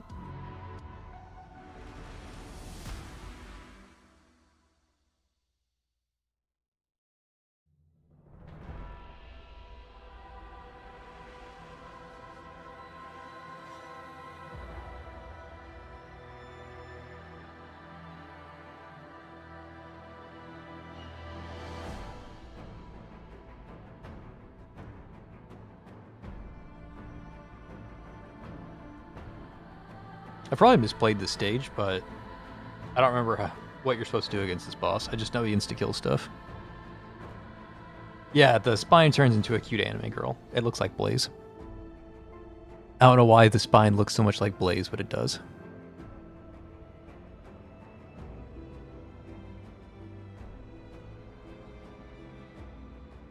Yeah, see, that was what I knew he had an insta-kill mechanic. I just didn't know when he'd use it, and he used it as soon as I summoned monster.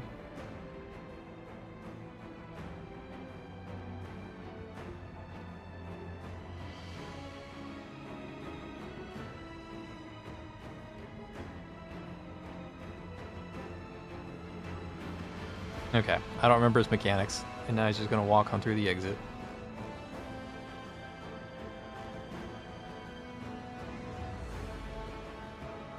Okay, use your insta-kill on Project Red. And now I summon monster.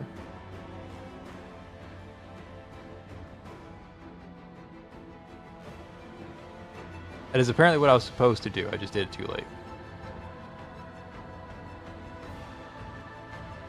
Yeah, don't put her in the black smoke, but the entire stage is black smoke.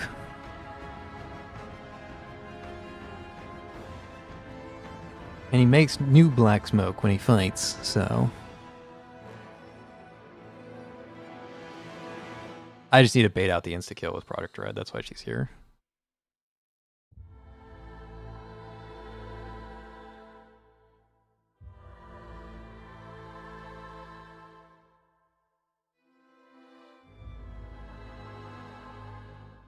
Kind of worried that this guy's just going to walk right on through. But I'm going to take the chance.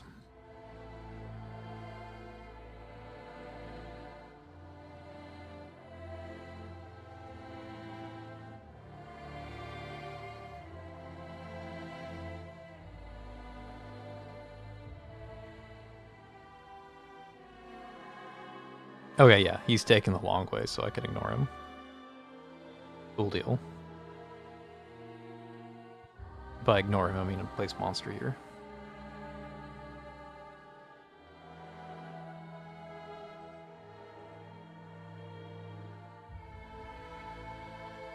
Go, Project Red, go! Sacrifice yourself for the greater good.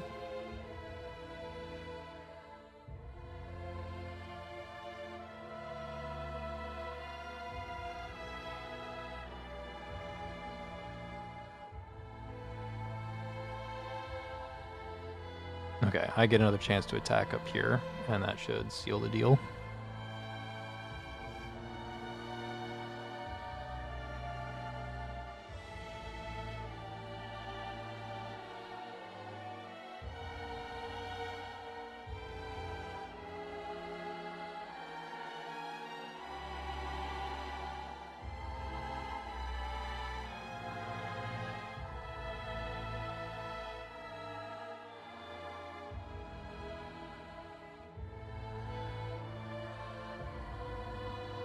This is the most awkward standoff I've seen in a long time.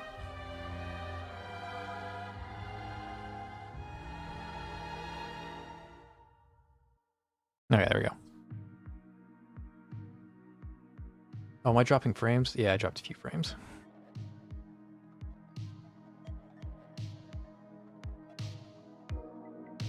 Okay, we did a few of these stages. Now we have enough for another pool. Our 82nd pool. Another functionally C rank.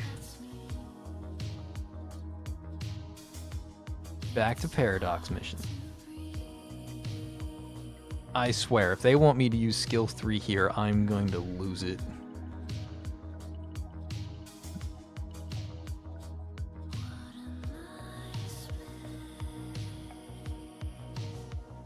So, for those of you who don't know anything about Spectre, Spectre is a Crady murder nun. And I am not elaborating any further than that. She is a murder nun.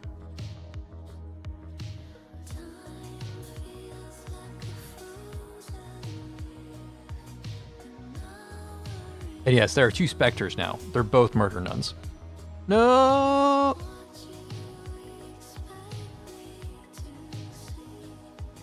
I was supposed to click a button. I didn't click a button.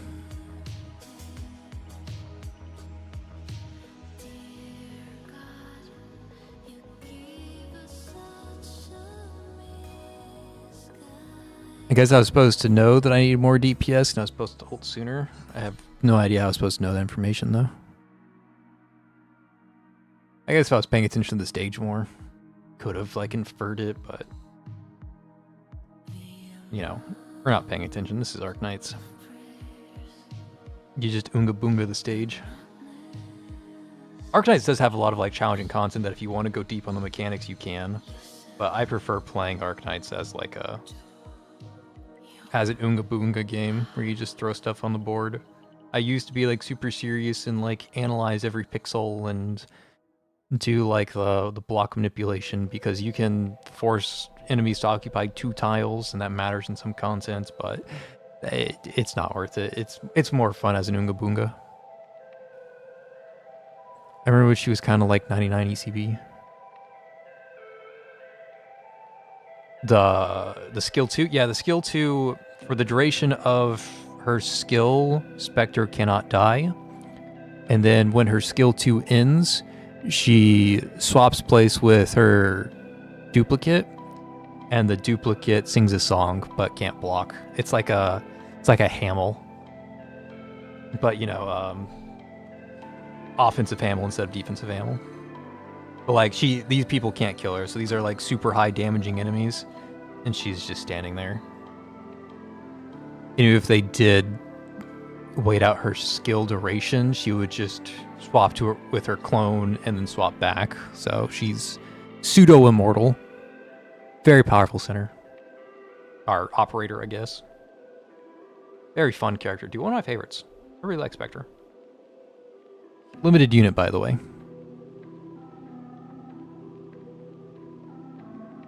Another one of my favorite characters, although I did have to... This is like the one character that I don't have in the English VA, because her voice is just way too childish in English. Maybe it's way too childish in not English, but in English specifically, I couldn't do it. I have no idea where they want me to put her, so I'm just going to assume here. She is a Reaper, and basically that means she hits an AoE, and she hits the entire board in front of her.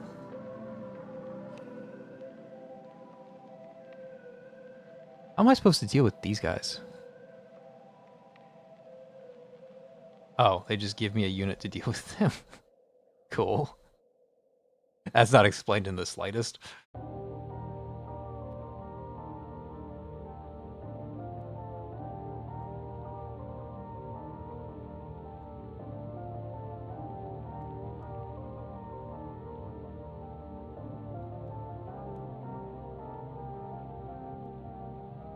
And they gave me Tequila because Tequila and La Pluma are like sisters or something. Or brothers and sisters, or siblings, not sisters.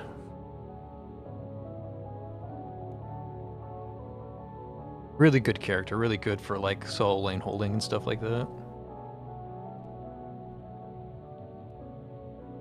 Another one of my favorites, Cantable. She's a depressed desert girl. Depressed desert girl is fun. She's also really strong. This is like one of the A ranks that could be an S rank. I have no idea where they want me to stand. I'm going to assume they want me to be super aggressive with these things, but I think it actually just kills me. I don't have the foggiest idea. I think if I play too far up, I just die.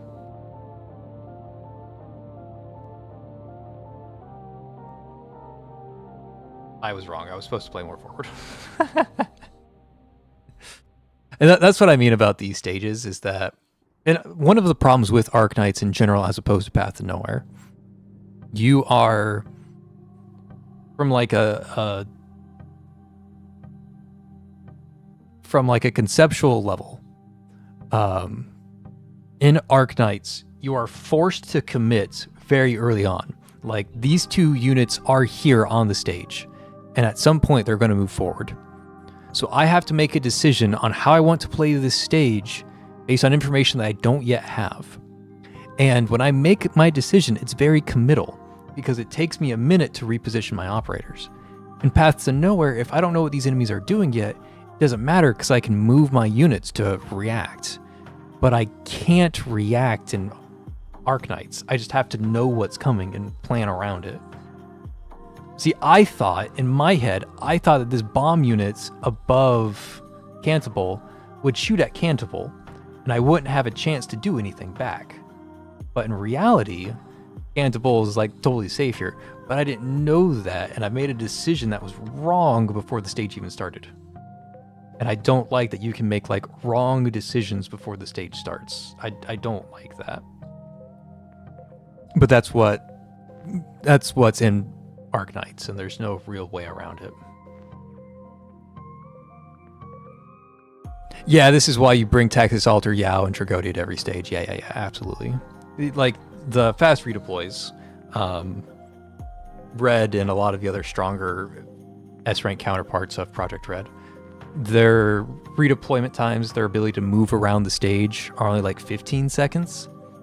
And those are what you use if you're like first timing a stage, because you're actually allowed to react to what your opponents do instead of just relying on knowing what's coming.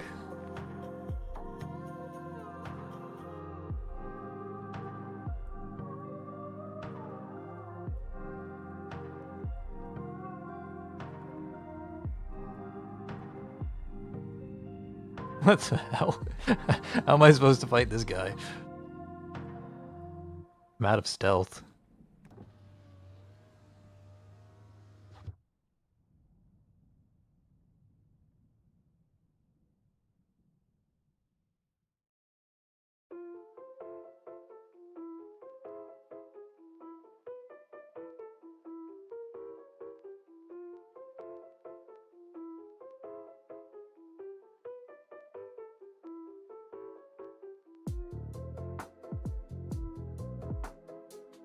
Come on, go into stealth, go into stealth, go into stealth, go into stealth. Kill him faster than he kills you. Okay, good job. Good job. Good job. You did it.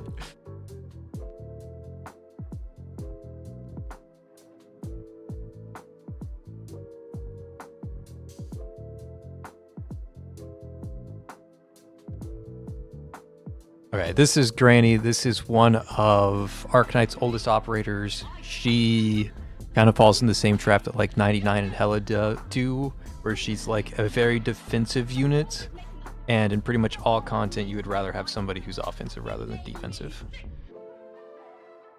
And of course I've already placed her in the wrong spot. Okay, that perfectly demonstrates what I mean about making a choice earlier and choosing wrong. I saw a healing tile and I'm like, surely the stage wants me to play around the healing tile. No, it did not. It did not want me to play around the healing tile. It wants me to play around this tile that has no effects on it. Because this has effects, this has effects, this tile does not have effects. So they want me to stand on this one particular tile.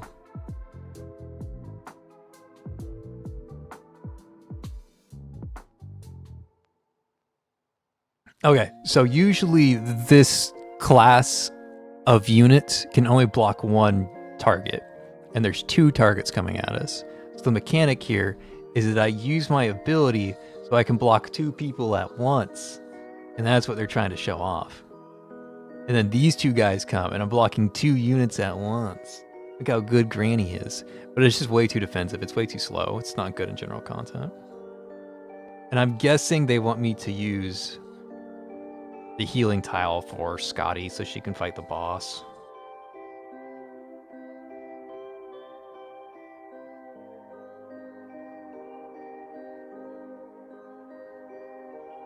Scotty is a duelist. She's really good at 1v1ing elite targets.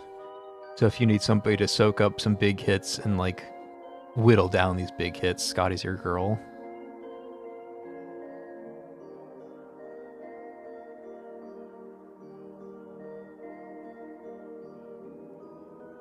Oh, see, now they have another two units slipping by. It's like, oh no, I can't kill these two with Scotty because I'm too busy fighting Big Bob.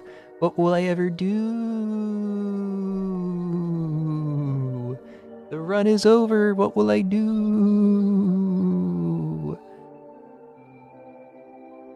Did you get Silver Palace beta access? No, I don't even know what Silver Palace is.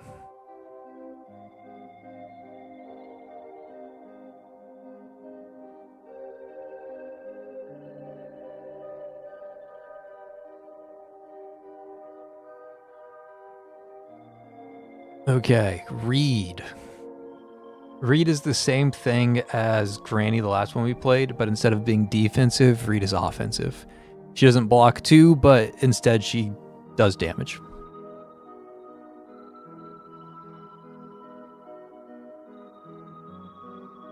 I'm assuming they want me to stand here.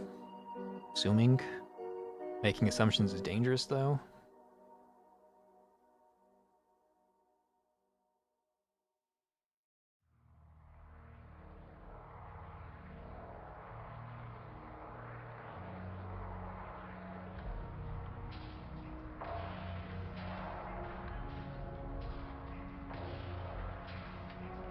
Okay, I have to use my ult. There's no way I'm killing all this without it.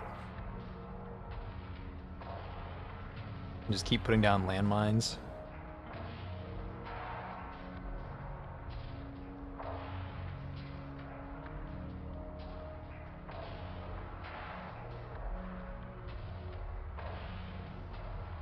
So the class that this character falls into is the Vanguard, and Path Nowhere has this deployment cost idea. So I have 28 deployment cost, and this normally regenerates over time. Otherwise, you use a Vanguard to give you deployment, so you can place more stuff on the field. And that's why you would use Reed, because you want an offensive unit early who can give you some supplemental income later.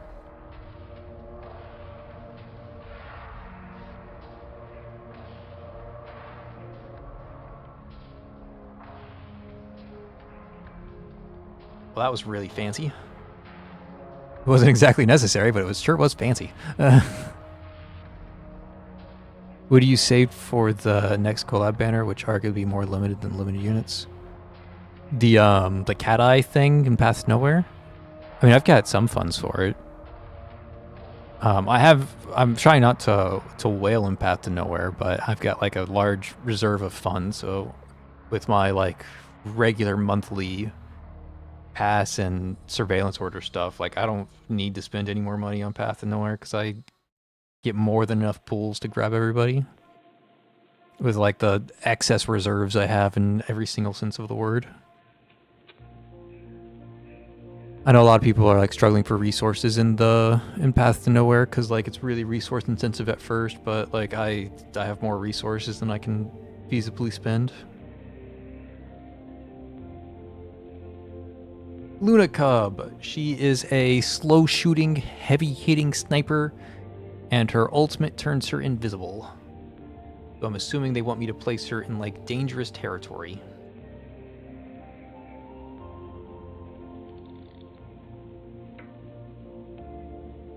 If I do it right now, she's going to get shot.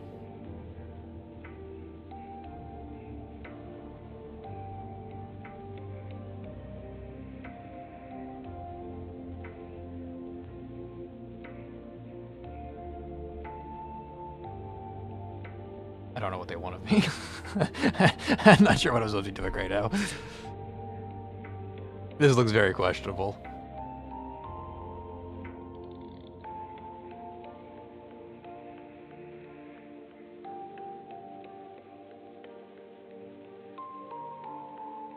That wasn't it.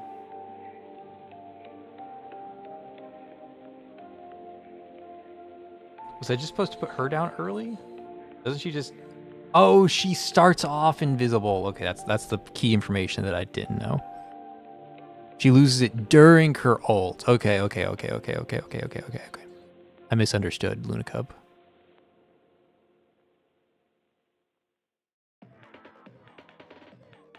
Okay.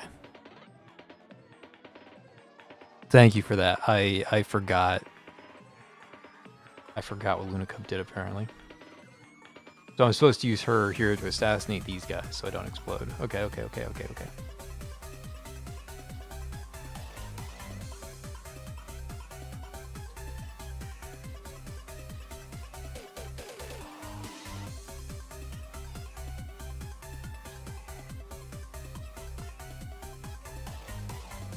Yeah, I'm pretty sure Cat Eye is confirmed for global. I'm not 100% sure because I didn't look it up myself. But I'm pretty sure that's a real thing.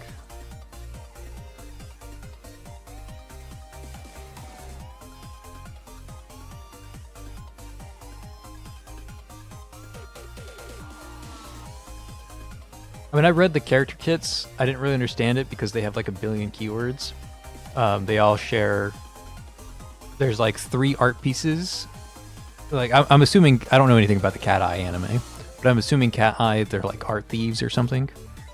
And there's a bunch of references to... Oh, can't heal there. That's just embarrassing.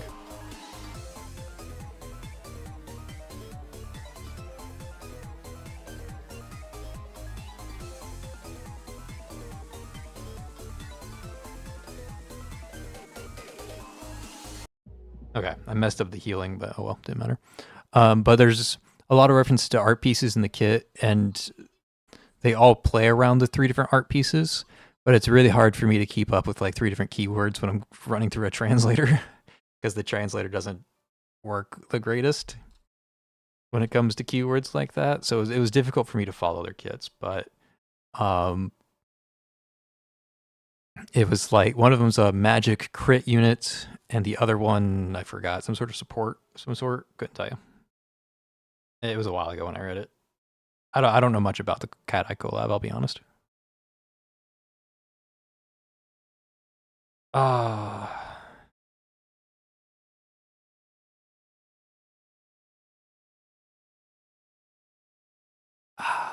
This character. This character. This was a beta character. They ended up making her in a different style. You can see this is the character that we're playing with.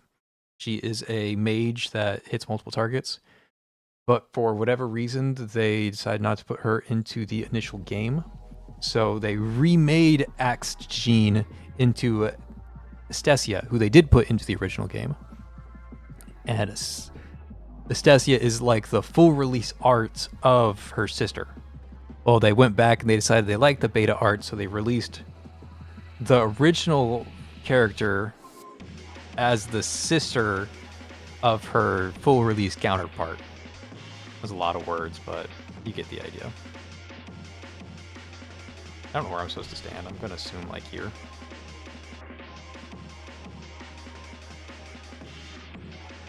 You know, I'm probably supposed to face left so I can shoot the robots. Like, I'm not supposed to defend here. I'm supposed to whittle them down. It's really misleading, but yeah.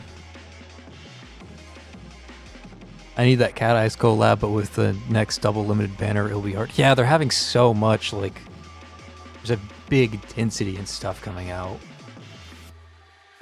Thankfully, like, the average player can skip Aurum Secretum, because that's Aurum Secretum ain't it. But, we have the Cat Eye double limited, and then we have the Margaret Rust double banner. That's also coming out with the Zoya Reforge. And then beyond that, we also have the Anniversary shortly afterwards, and the Anniversary is going to have a double banner with a limited center, and then they're also having the Darren and Yao Reforge. Like, there's a lot of stuff. Huge density coming out very quickly.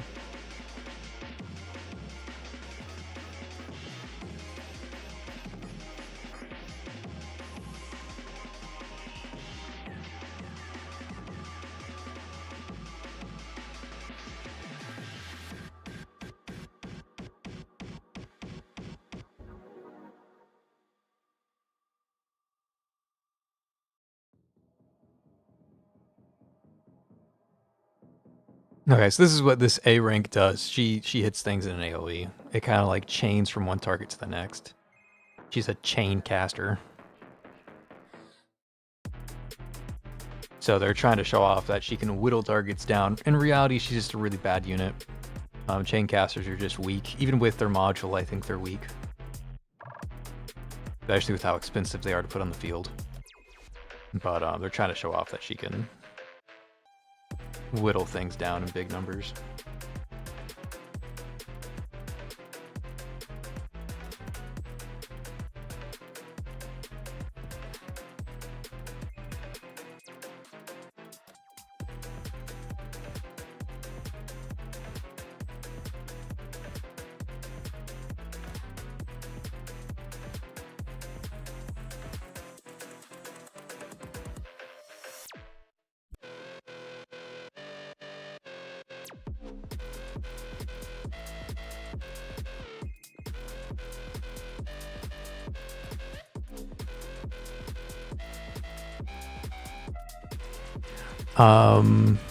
It's like Arcane Crypt plus all three must pick up the artwork specific for them, and the passive icon gives you a clue which one for the artwork they're supposed to pick.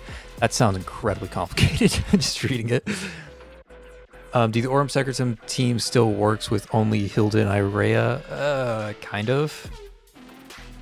Kind of. Like, Hilda's the strongest, so, like, if you drop Hypatia, it's not the worst in the world, but realistically, if you're running Aurum Secretum, you should run all three.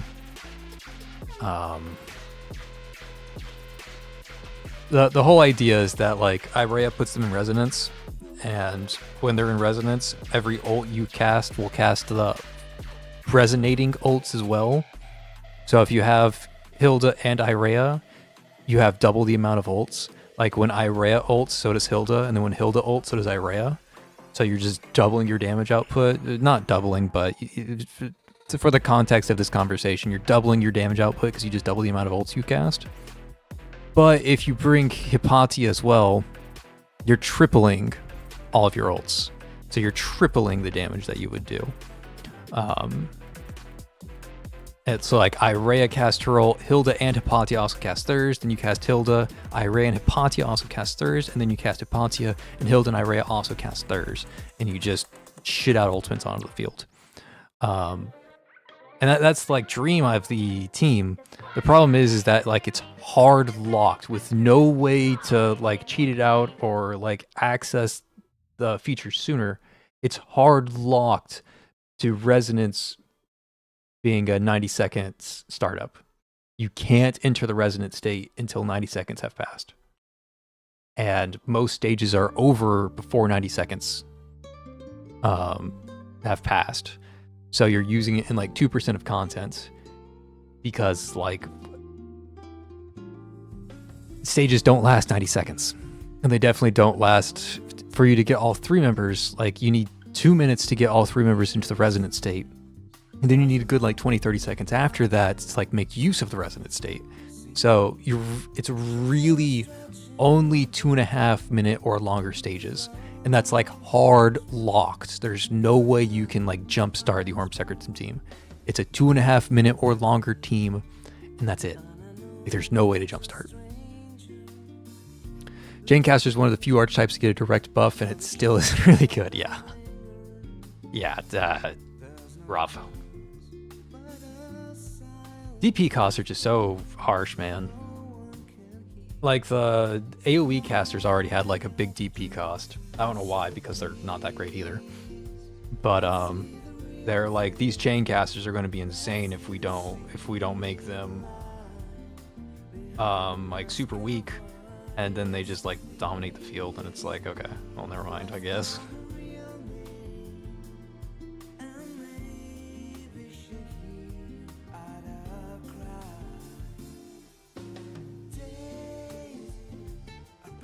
So this stage is made for Hibiscus. Hibiscus is a medic, but she heals people by hitting others. So she's like a lifesteal medic. And the lifesteal can be applied to her or any ally within her range.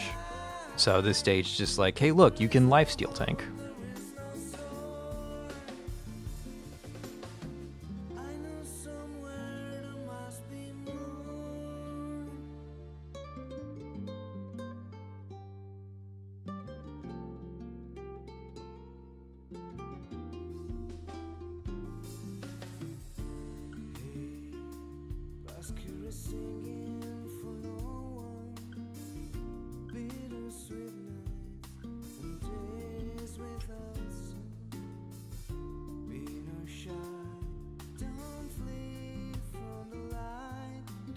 Every time they take another circle, I'm just so afraid they're just going to walk right into the objective.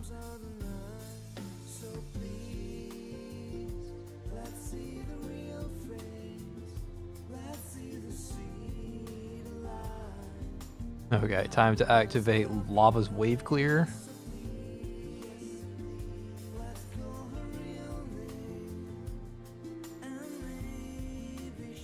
Lava looks really fancy. She's not as good as she is.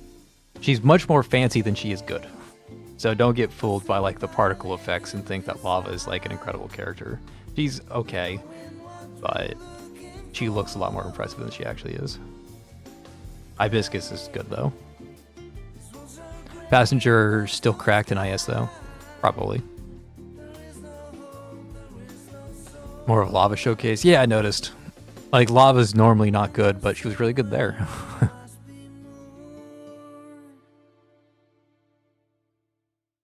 Ooh, we get a Kazamaru. I think I'm one of Kazamaru's like very few fans. I'm just a really huge fan of the archetype. Would you do a PTN drip tier list or a music tier list? Music would be hard to do because like this song here has 335 songs and it's not even all the events. Like the first 2 years or first year and a half or something like that. It's a lot of music. There are certain bangers that I can think of off the top of my head, but not all of them, obviously. I have no idea where I'm supposed to stand.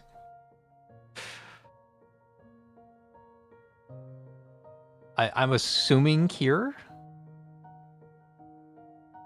I have zero clue.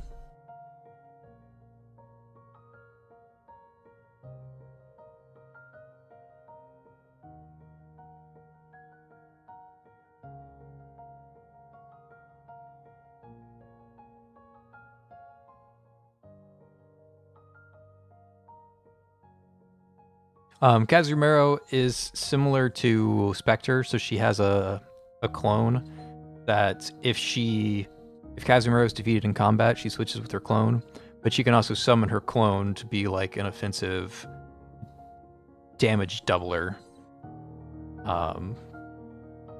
So she just uses her clone. If she gets defeated, she goes to her clone. If she uses her ult, she summons her clone. She's just cloning. And like, here's the big clone burst damage there. And now we have double DPS to slash through these guys. Really effective character. Really big fan of Kazamaru.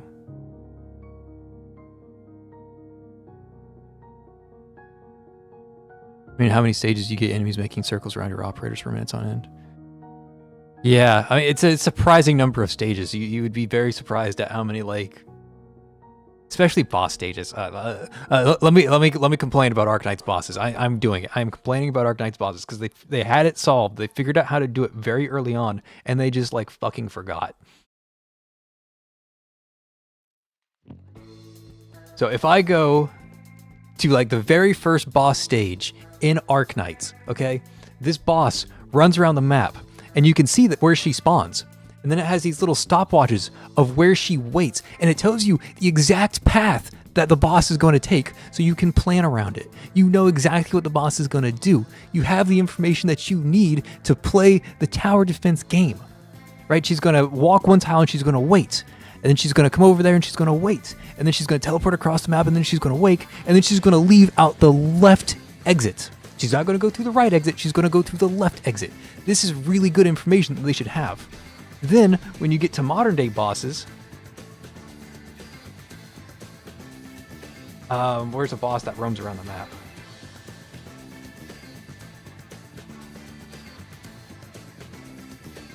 I can't think of a boss off the top of my head that roams around.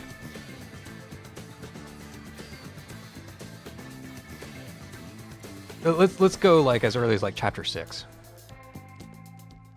So they stopped doing it in chapter 6.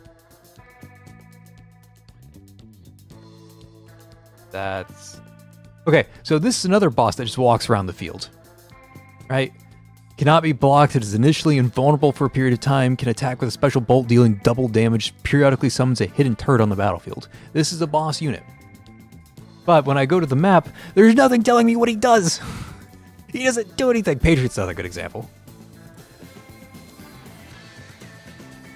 Thank you for the Patriot recommendation. It's chapter 10, right?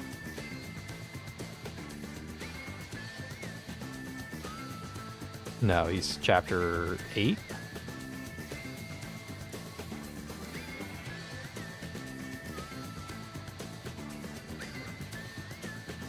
No, that's... Okay, Tallulah's a good example, though. Tallulah, which one of these boxes does she go through? And does she go through the front or the back of these blue boxes? Tell me, where does Tallulah go?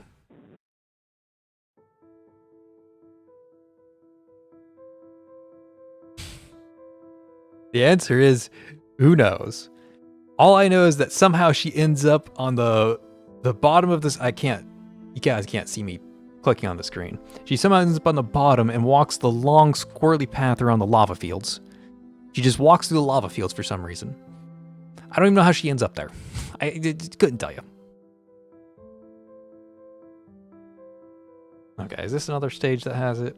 Oh, here's another Tallulah stage. Tallulah, the deathless black snake, teleports all over the map on this stage. And she spawns from this red box in the top left corner, and she has 3 different choices that she can walk through. Which one of these 3 boxes is she going to walk through? I couldn't tell you. The game doesn't explain. But it did when the game first came out. They had this problem solved. They knew that people needed this information. They didn't need to, like, right now, if I wanted to figure out what Tallulah does, I have to play the entire stage and, like, watch Tallulah, not fighting her, just watching her walk through and see where she ends up and how she paths. I have to, like, dedicate an entire clear just watching what the boss does, because it doesn't tell me what the boss does. But when the game first came out, I didn't have to worry about that. When the game first came out, they had it figured out. They just stopped doing it. It drives me mad. Drives me mad.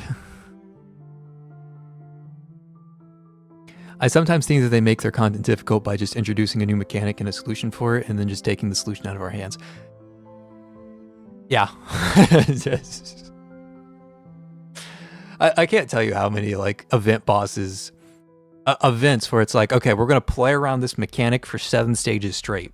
And now that you've played around this mechanic for 7 stages, here's the boss fight. By the way, the boss fight punishes you for using the mechanic.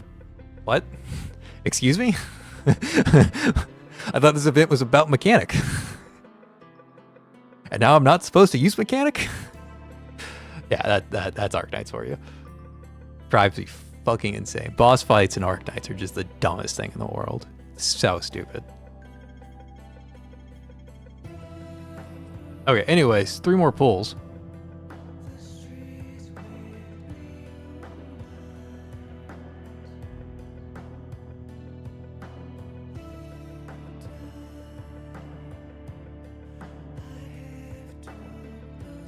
Scavenger, we like Scavenger.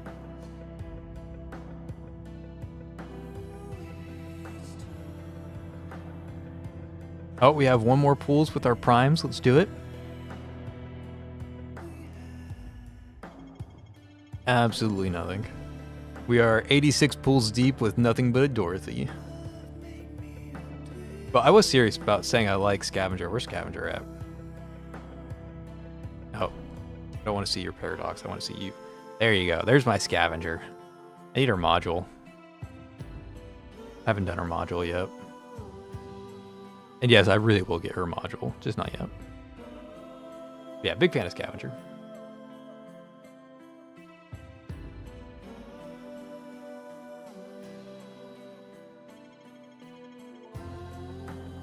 Okay, so I've got 1 pool, 2 pools, 3 pools, 4 pools worth of paradox stages still. And then we're out and just relying on the dailies.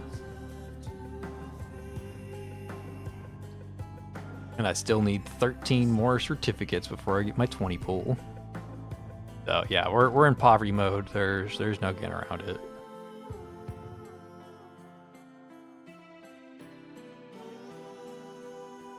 Certificates. Anything else I can get? I guess I could get more recruitments. That could give us some more distinctions, but it's not going to be 13 or whatever I need. Some of the artworks are a bit outdated from the 5+ years. Yeah, I mean, that's bound to happen after such a long period of time. If you look at, like, some of these older skins, they're just, like, laughable quality compared to nowadays standards.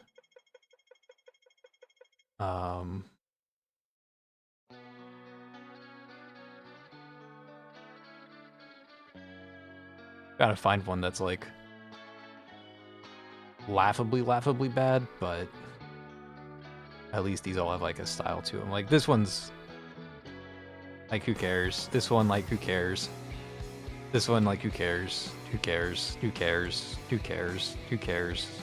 Actually, that one's pretty nice. And then you get to like the modern day skins, and they're actually like real skins. You got like artwork and movement and artwork and movement.